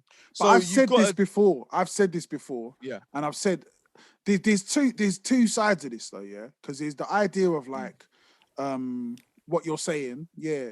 Think about what someone else has said throughout their life, and you know what I mean, all that kind of stuff. And obviously, when I say that Malcolm X speech, that was an early Malcolm X speech. Malcolm X had some mad speeches like back in the day when he was really on job. But then he's got some speeches that are really kind of, it's funny because he went kind of softer as he got older, and Martin Luther King went more radical. Martin Luther King was 100%. On smoke by the time he died.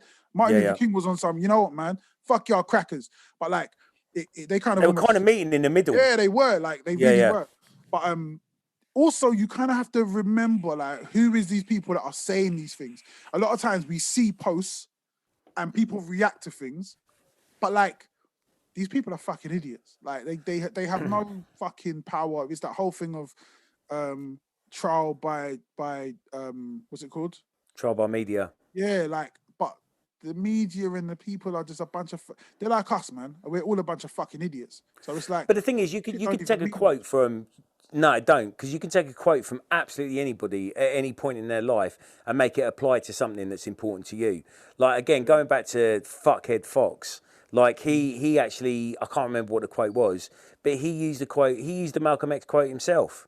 Like, and it meant it applied to what he was talking about. So you can take quotes from absolutely anywhere. I'm sure you can take a quote from fucking Hitler and like make it apply to something. Like you have to apply critical thinking and look at that person's entire life. Yeah. So see with the Lovecraft thing, yeah. See with Lovecraft, yeah. So so he had an award named after him, innit, for like a horror award because he wrote horror, innit. So then these people were saying that he should have his name taken off that award because he was a xenophobe. But then because people were trying to draw him out when he was like 36, saying, "Oh yeah, don't you think all these things are about black people and about Jews and Indian people and da-da-da?" And he was like, "Nah, I was an idiot." Yeah. So then if he said that to them, then what do you do? Do you get rid of the award because of his earlier views, or nah, man, and take his name off? You gotta be. It's like, it's where are you now?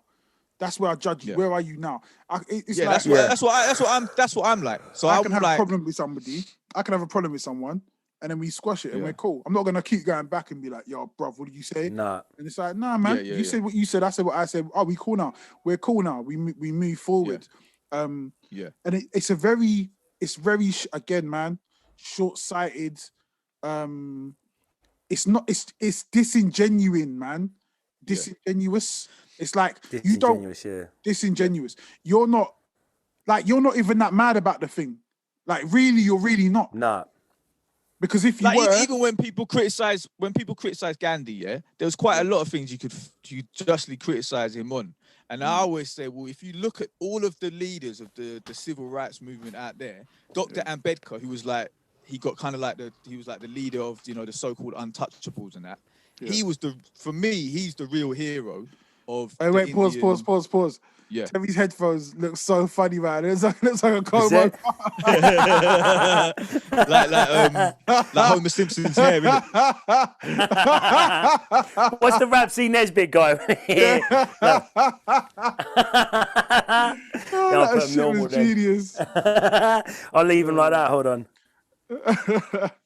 Are you guys talking about rap music? There was a guy, Dr. Ambedkar, yeah, and he was like the leader of the Untouchables, and he didn't get on with Gandhi, innit? Because Gandhi was just like, he was like not wanting to, what's the word, like really, really like fuck up the caste system that was holding people back and everything, and so he created another. He called the Untouchables the children of God and all that stuff instead. It's like trying to appease instead of actually really tearing up this bullshit and, you know, that's holding people back. So then he was like, he's a wily manipulator because he would go on hunger strikes and all this kind of shit, and if you watch the film on Dr. Ambedkar, he actually went to America to study, and he was friends with like black people and that, and he was living, I don't know where, I can't remember where he lived, but he was like with seeing the struggle that black people going in America and saying that's the same struggle the Intouchables are going through in India, innit? Yeah. And all of this kind of shit. And he stayed allied with black people from America and stuff. So like, for me, he's the real hero of the Indian independence movement. Gandhi was like, he did good things, but then he's like, you know, he's got a lot of fucked up shit that he did as well. Cool. So this podcast will be called AC Hates Gandhi. Cool. No, I don't do that. That's what the little clip art's got to be. Like, God. AC chasing Gandhi down the road with, like, I don't know, like a baseball bat or something. Oh my days. Was like Gandhi... AC wearing a t-shirt with Gandhi's face on with like a crossed out thing like that. Was Gandhi still sleeping with his nieces and stuff? Not that's one of the weird things. Like he was sleeping naked. He was sleeping naked with them to show that he wasn't. That he wouldn't fuck them. It was to test his. It was to test his resistance. No, it wasn't. That's what he said, isn't it? No, it definitely wasn't. So, but his son wrote a novel about him.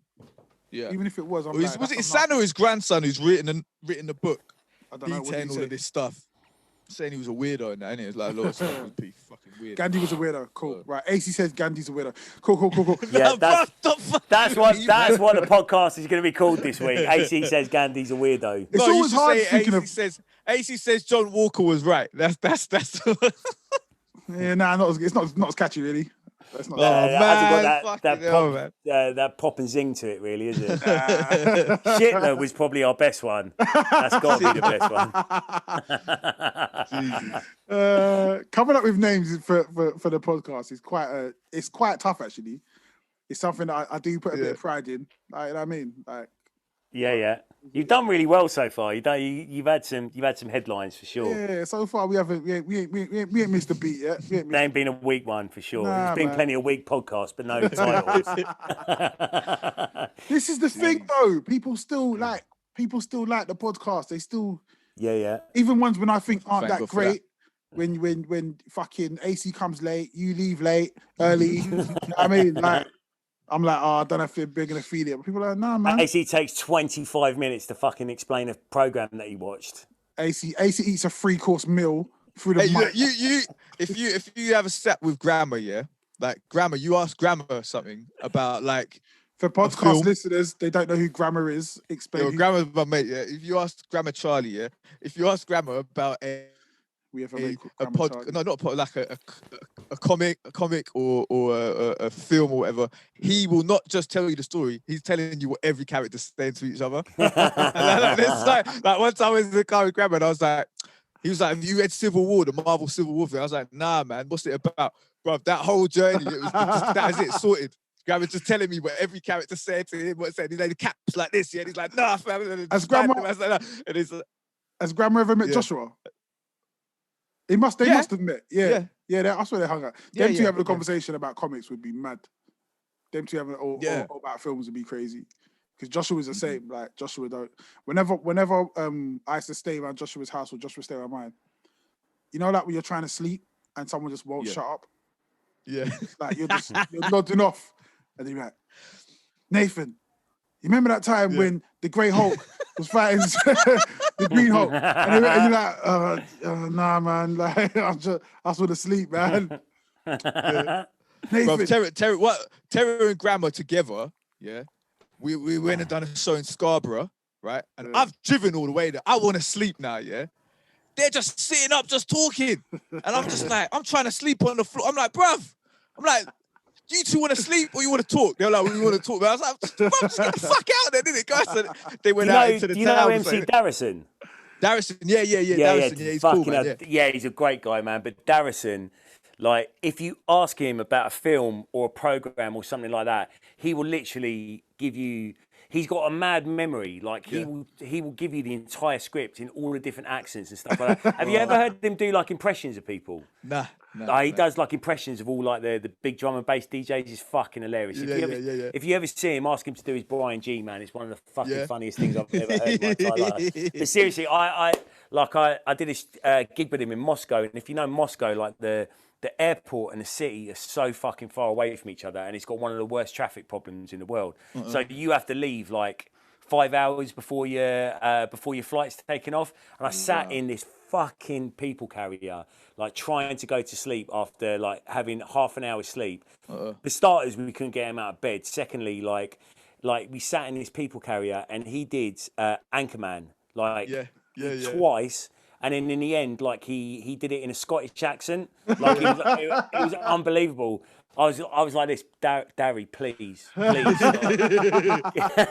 he's going, milk was a bad choice. Like, and it's like, Darry, please stop. If you've been in the car with Bassman's fine, Bassman will go in. He just talks like low. Yeah. It's an MC thing. He just makes it. He's just talking his own thing, though, isn't it? He's just like, and he's like doing all different accents and shit. His jokes, man. My cousin's like that with films as well. He'll do all the different accents of everyone. His impressions of people are on point, man. Yeah. Do you ever wonder like what people say about you? Like about me? Nah, just all of us. Like the way we talk about other people, you're like, oh, so and so does this. I always wonder what people say about me when I'm not around. Like, what do they say?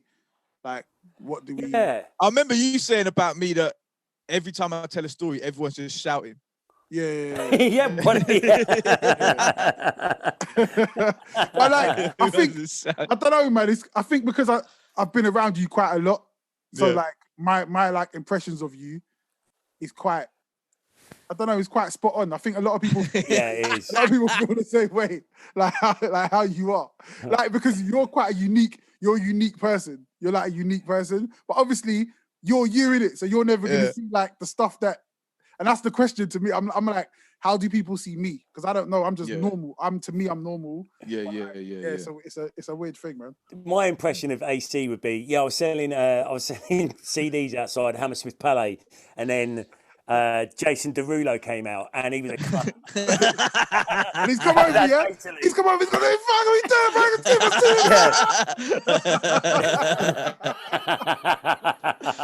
Oh, shit. I don't think I ever met Jason Derulo. I don't think I ever met him. Man. I remember I worked his concert, though, in Wembley, though. Yeah. But I didn't meet him. Yeah, I didn't meet him. That's hilarious, man. Jason Derulo. But I remember getting sexually assaulted at his concert. What the fuck? Yeah. Like, well, we were outside it, and these girls were just coming up and just, like, grabbing us and stuff. Grabbing our private parts and things like that. See, I was like, what the fuck? Because you're a celebrity, man. You're a celebrity. Yeah. You got a dick pulled off. That's what was that boy band you used to be in, AC? Say that again? What was that boy band you used to be in? I wasn't in any boy band, man. The knob pullers. Elastic knobs. The elastic bellends. Try and pull these ones, love. Yeah. Pull R, the letter R, knobs. That's what it was called. Come and pull our knobs. One time we were actually at Hammersmith Palais one time. We were there, yeah? And this girl comes up to Terror. There's these American girls, yeah? And they come up to Terror. And we were talking to them. And then one of them goes to Terror. Right? Wait, man, wait.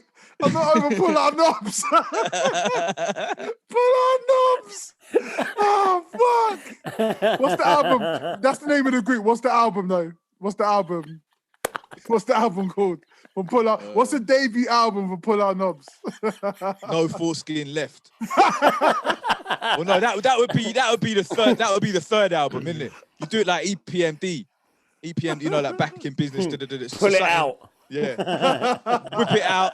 Whip it out, yeah. Hold on. Yeah, that'll be the second album. Oh, fuck. All right, carry on, man. Yeah, this girl comes out. These girls came out, yeah, and then they're like, Terry, this American girl, we're talking about, and she goes, she goes, have you got a penis? Like that to Terry. That's what she asked him. And I was like, what the fuck? And we were just like, huh? And Terry's like, yeah. And then she's like, 5 minutes later, she was pregnant. Nah, they just got on a coach and left. Weird, man. Proper weird, isn't it? I was like, why would you ask? Like, that's your chat up line to ask a man if he's got a penis. The funniest, this was the weirdest time, yeah. This was probably like, I don't know, maybe 99. It was definitely before 2000. And we met me and Terra, and then we met these girls who were out. And these girls, were all over terror. They were nothing to do with me. They were all over terror, yeah. And I was just like, okay, that's cool. Like whatever. Because this is really a really weird thing of me and terror. Like girls who like terror don't like me. Girls who like me don't like terror. It's a weird thing. But anyway, they're like all over terror. And then we're on the bus and we go through Wembley. And this Somalian, I was going to say, you're pretty lucky that homeless witches aren't into you.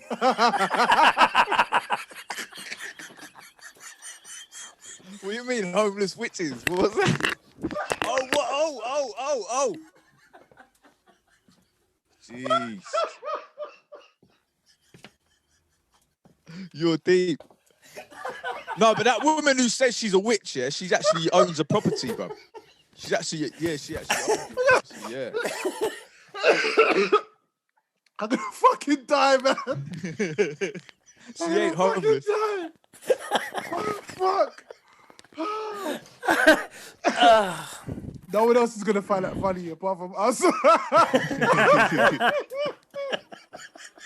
Oh shit! They were from Australia with some shit, yeah. What, some Somalis got on who are from Australia? No. The girls are from Australia. Yeah. So this Somalian guy gets on the bus, and they're like, "Oh my god, he is amazing." And I was like, "What the fuck is going on?" And then I'm like, "Oh," and bearing in mind, this was a time where like we had beef with Somalians. Like Somalians were not like, it's not like how it is now, where it's all love. It was tension, and we never. So was the Somalian guy slim? Was he slim? Yeah. Or was he hench? Nah. So they obviously like slim guys because no, it wasn't slim. that. It wasn't that. No. What happened? I was like, oh, they were like, oh my god, he's a Somalian guy, and I was like, yeah. And apparently they just had this fetish for Somalian guys. So they were like, look, we on the bus through Wembley, and they're looking out the window like they're going for a fucking buffet. They're like, oh my god, there's Somalian guys everywhere. So it turns out they thought Terry was Somalian, innit? Yeah, okay. Because he's got that kind of look. He's got that Somalian look. Somalian at all, yeah, man. I don't have it. Yeah. Oh shit, man. I was just like, oh, okay, I get it. But yeah, they were like, oh, we don't have Somalians where we're from. Like, there's no Somalian guys, and that's who we like. Yeah. But fuck, man. Oh, Terry, what's your problem, man? Oh, my eyes are I've got to do something to amuse myself, haven't I?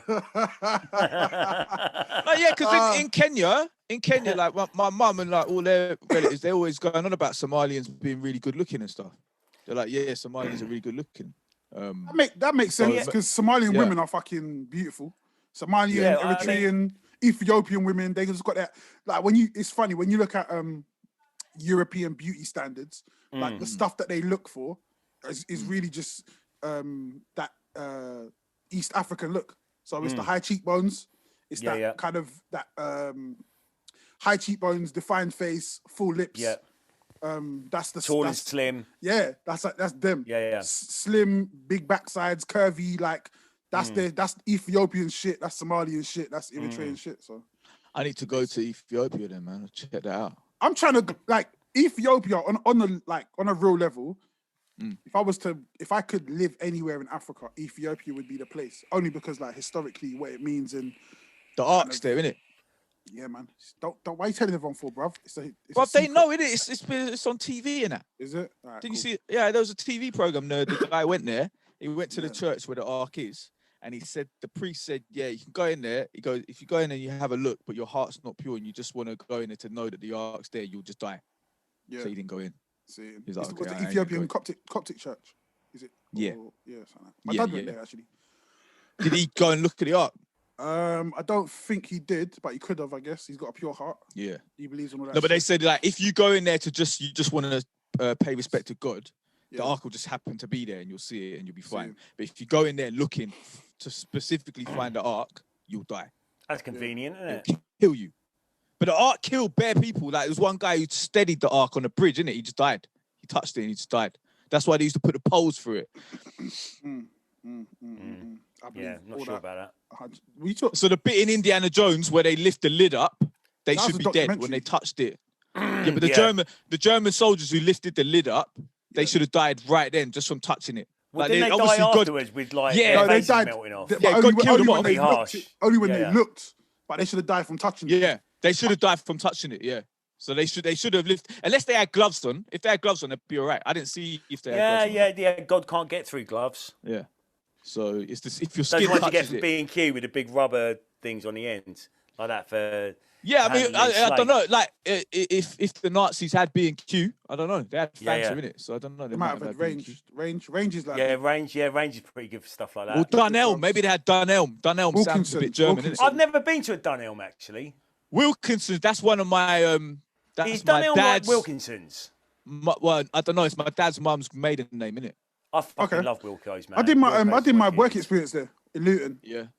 Wilkinson's. No, Dunelm. That's a shit show, that one. That's the whole place is a fucking shit show. Oh, it's horrible. Yeah, Luton is a shit Wilkinson's show. called Wilco's now, isn't it? They just Wilco's, they changed it. So it's sounding more working class. You could buy like a garden gnome and a chocolate bar. So what the fuck you do? What's going on there, man? They picked up all the worst bits of like fucking Woolworths, didn't they? Like QD. QD's like that. And B&M. B&M's a fucking shit show, man. Like I went in there the other day to buy some dog food. When I went and got Harvey to the groomers, there's a B&M next door.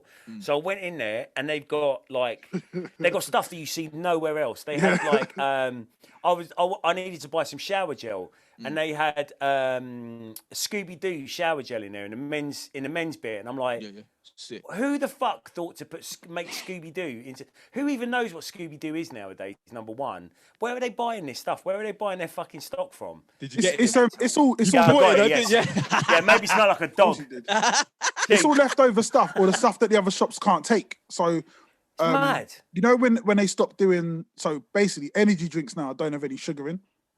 But if you go to them places, you can still find them. You can still get like the European versions and shit. So like, what was that one that you brought around mine that time? What was it called? Oh wait, black. Was it the Polish one? It's the Polish Power. One. It's all like that. I kept that can for years afterwards. It's hilarious. Like, yeah, man, get some black power. And it's kind of ironic coming from Poland with the most Nazi, Nazi gangs ever. Because in when we used to sell CDs, if we see a Polish guy, we'd all see the Polish guy across the road. Everyone's trying to get to him to sell the CD because they used to just buy hip. They used to love hip hop, man. The Polish guys were never really my thing. I was always like, I know the Dubai. Like, if you're from the Arab Emirates, they were my people. They were the ones I used to love. I remember one time, I think I told this story before, man, but they bought I think they bought 4 CDs off me, £50 each. Mm-hmm. And I see Drastic. What the fuck? And he's like, really? I'm walking up here and I see Drastic on the coming down. And he's like, I'm like, bro. Them lot, man, the Dubai people, they got money. And he just wait here. I'm telling you, man. Check my CD too. But it was a weird one because I was like, because he gave me, I gave him a CD because this is what they used to do. You go out to them and say, you like hip hop music, blah blah blah, buy my CD, and they would just look through you like you didn't exist, and then you would say, it's me on the CD, and they'd go, what? Like what? Then all of a sudden they'd see you existed. They're like, this is you. Oh, okay, yeah. Like this is me, my CD. Oh, okay, cool. I'll take one. So then, or they would get their handler. They would be with like they'd be like kids and they'd be with like a security guard or whatever. And the security guard would come with the rack and have like a stack of money. Jeez. And then, so they come out with £50 and then you'd be like, either trying to give them change or say, yo, I ain't got change, £50. And they'd be like, no, like we don't do change. Just take the 50. You'd be like, oh, sick. Just hang out in fucking Chelsea outside Harrods then. Well, I guess so. Yeah. Yeah.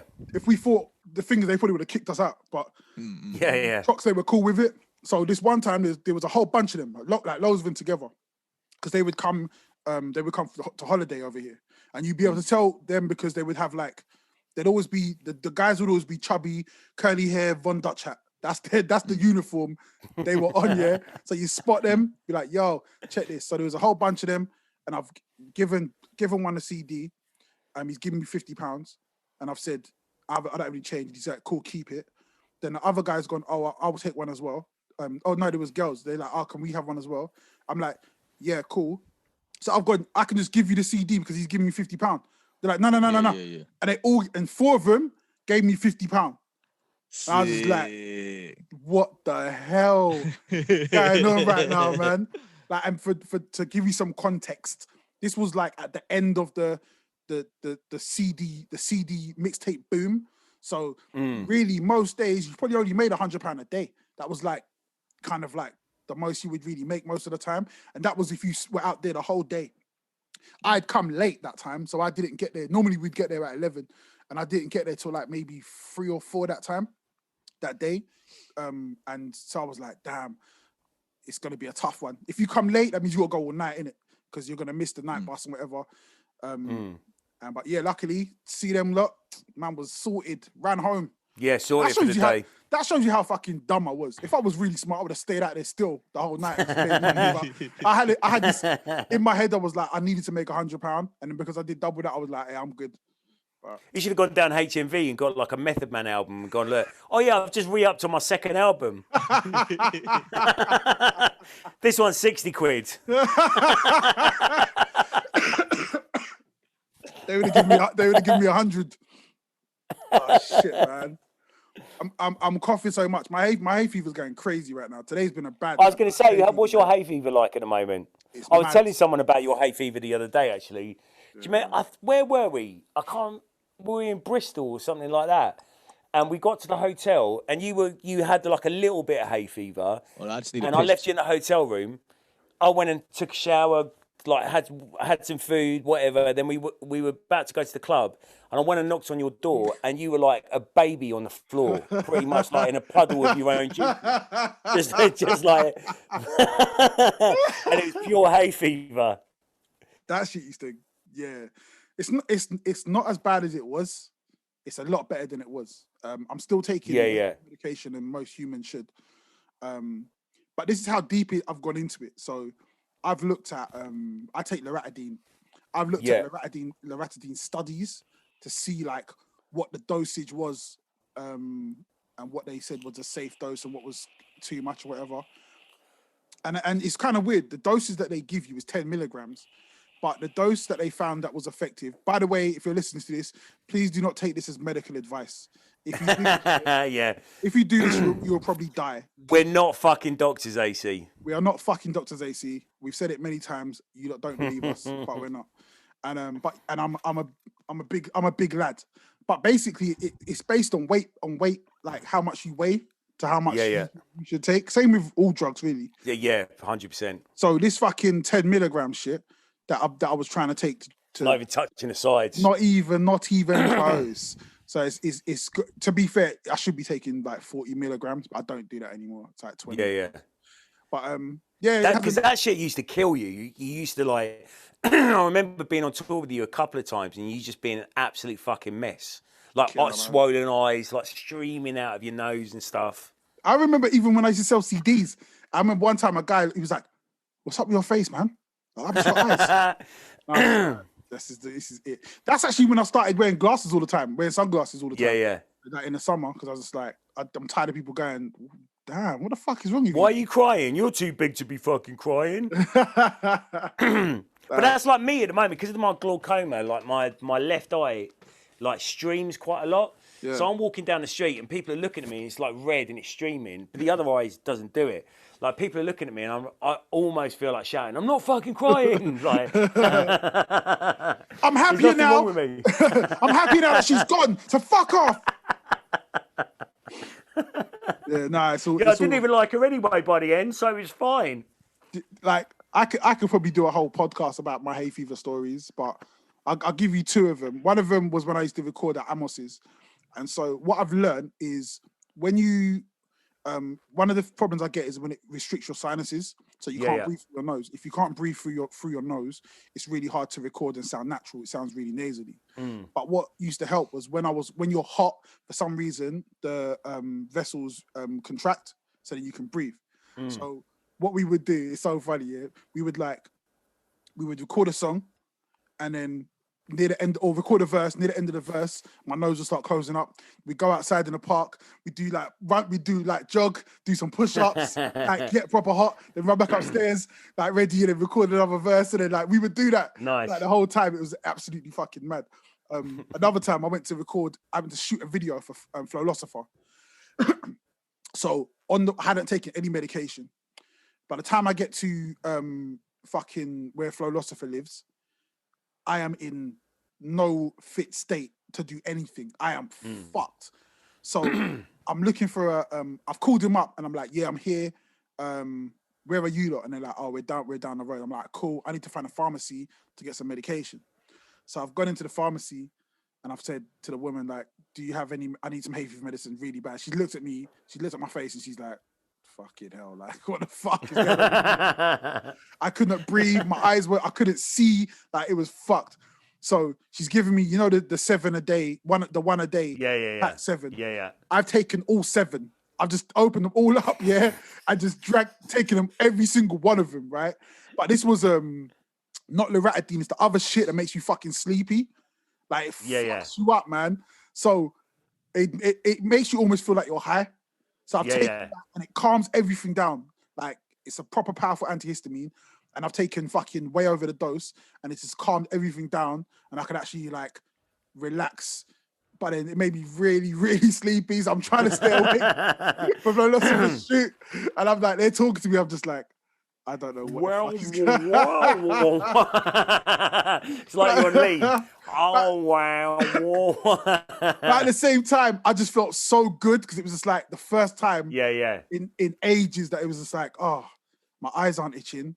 I can kind of breathe. I'm not coughing every 10 seconds, but yeah, man, hay fever's not the fucking one. Hay fever's a bitch, man. Like, I've never had it. You can apparently develop it though, innit? Like you can get it in later life. I didn't get it until I was 28, I think, when I started. Yeah, right. There you go. Yeah. Maybe a bit younger, but yeah. Last summer. Like when I was driving, I think I had it a bit last summer. When I was driving, my eyes would just start really hurting, and it was like they're kind of itchy and that, and then the tears would start coming out. Is that hay fever? Yeah, it's some sort of allergy, but I'm like a fucking allergy expert now because I know when my allergies start, I know what causes it, I know that I'm allergic to birch, all this shit. But like one of the things I hate is people who don't have it bad, who have like normal hay fever, and I'll say, yeah, I have really bad hay fever, and they'll be like, oh, you should try taking local honey. It's like, fuck off, you fucking cunt. Yeah. Like, honey does not help this shit. I need proper drugs. I've tried anything you can think of that you can find online, I have tried. Yeah. And none of that shit It's like works. taking a sport. It's like taking a spork to a gunfight, isn't it? Like 100%. I'm So nah. what do you take? You take just antihistamine, period. Yeah, man. But then you got to figure out which ones work for you because some of them do work, but they just make you sleepy, and then that just kills the vibe. So the loratadine for me is the one. It's not great, but it works better than all the other shit anyway. See, I keep a stash of antihistamines for sunburn because I'm a ginger. I'll get fucking like pretty bad sunburn if I'll get to a point where it's sunburn and it'll go like a little bit brown, but I don't go brown at all. I just go red. But it's really fucking good for sunburn, man. Okay. It really calms down the sunburn. Yeah, it's fucking sick. Yeah, man. So that's our medical section. We're gonna start doing every podcast, just talking about, what I mean. If you got, we're not fucking Doctors AC, but if you do have problems, we can. I think that's the name of the little bit that we should call it. We're not fucking Doctors AC and give medical advice to people. Really bad medical advice. That would be so sick. Guys, if you have any medical problems, let us know, we will tell you what to do. Hit us up, man. Hit us up. It will mostly involve Terry weed Hooligan, Genesis alcohol. Elijah, and the lead singer from Tug Our Knobs. Put on me, baby. Put my knob. The debut album. album. I got sexually assaulted and you're making fun of it, man. The debut album. You can't put it off. You can't put it off. But you can still try. Right, on that note, let's get out of here. Let's get the fuck out of here. Is that the end now? On a note of AC being assaulted and us not giving a fuck. See what I'm saying, man? I need to holler at some what they call meninists. Meninists, innit? Who give a fuck? What they called? Yeah. I mean, you're 50% there anyway, to be honest. They can help me, man. You're like 50% there. Well, I say you're 75% there, just not in name at the moment. 75% where? To being a meninist. Nah, man. I'm into equality, man. I'm an equal rights advocate. Yeah. All right, sweet. Yeah. Cool. That's what we like. We like equal. So go and tell Lydia. Rights. Equal rights and equal lefts, mate. Bruv. equal rights and lefts. Yeah. I wonder what Lydia and her chlamydia thinks about your equal rights. Well, I mean, because you demonize her. You demonize her for getting chlamydia, but not the guy who gave her chlamydia. What is wrong with you? Yeah, exactly. That's fucked up, man. That's fucked up. She didn't get it herself. Well, yeah, okay, I'm gonna do a sequel to that song about the guys who gave them all the STDs. There we go. Women get blamed for everything. Yeah. Right. Let's get the fuck out of it. Fucking hell. Yeah. Guys, all right, cool. We'll catch you next week. Stay blessed. Stay safe. Stay out of the sun unless you're using sun cream. But at the same time, stay in the sun to get your vitamin D. But Terry, you like people. Was it ginger people were the best people at absorbing vitamin D? Serious? Really? Yeah. Right. That's what your evolutionary advantage is. Yeah. So Sorted. I'm not even a full ginger. I'm not even like kind of. Yeah, I am pretty ginger, but I'm that's not the even point. like I've never seen you. full. You're blondie. I've never seen you with ginger hair. What are you talking about? Like, It's the ginger beard. It's the ginger beard. Okay. I get one ginger hair in my beard. Is it? It's dominant. That's why. Because when you're mixed race, you get all kinds of fucking weird shit. Yeah. On, man. Ginger is dominant. That's why. Yeah. But I got ginger skin. Man. Guys, I really want to go. Yeah. Yeah. I really want to end this podcast. Oh, you have been going around and going like you are the bigger Dan, but here comes the Dan of all Dan, make you look like Dandelion. Right. Oh, yeah, hold on.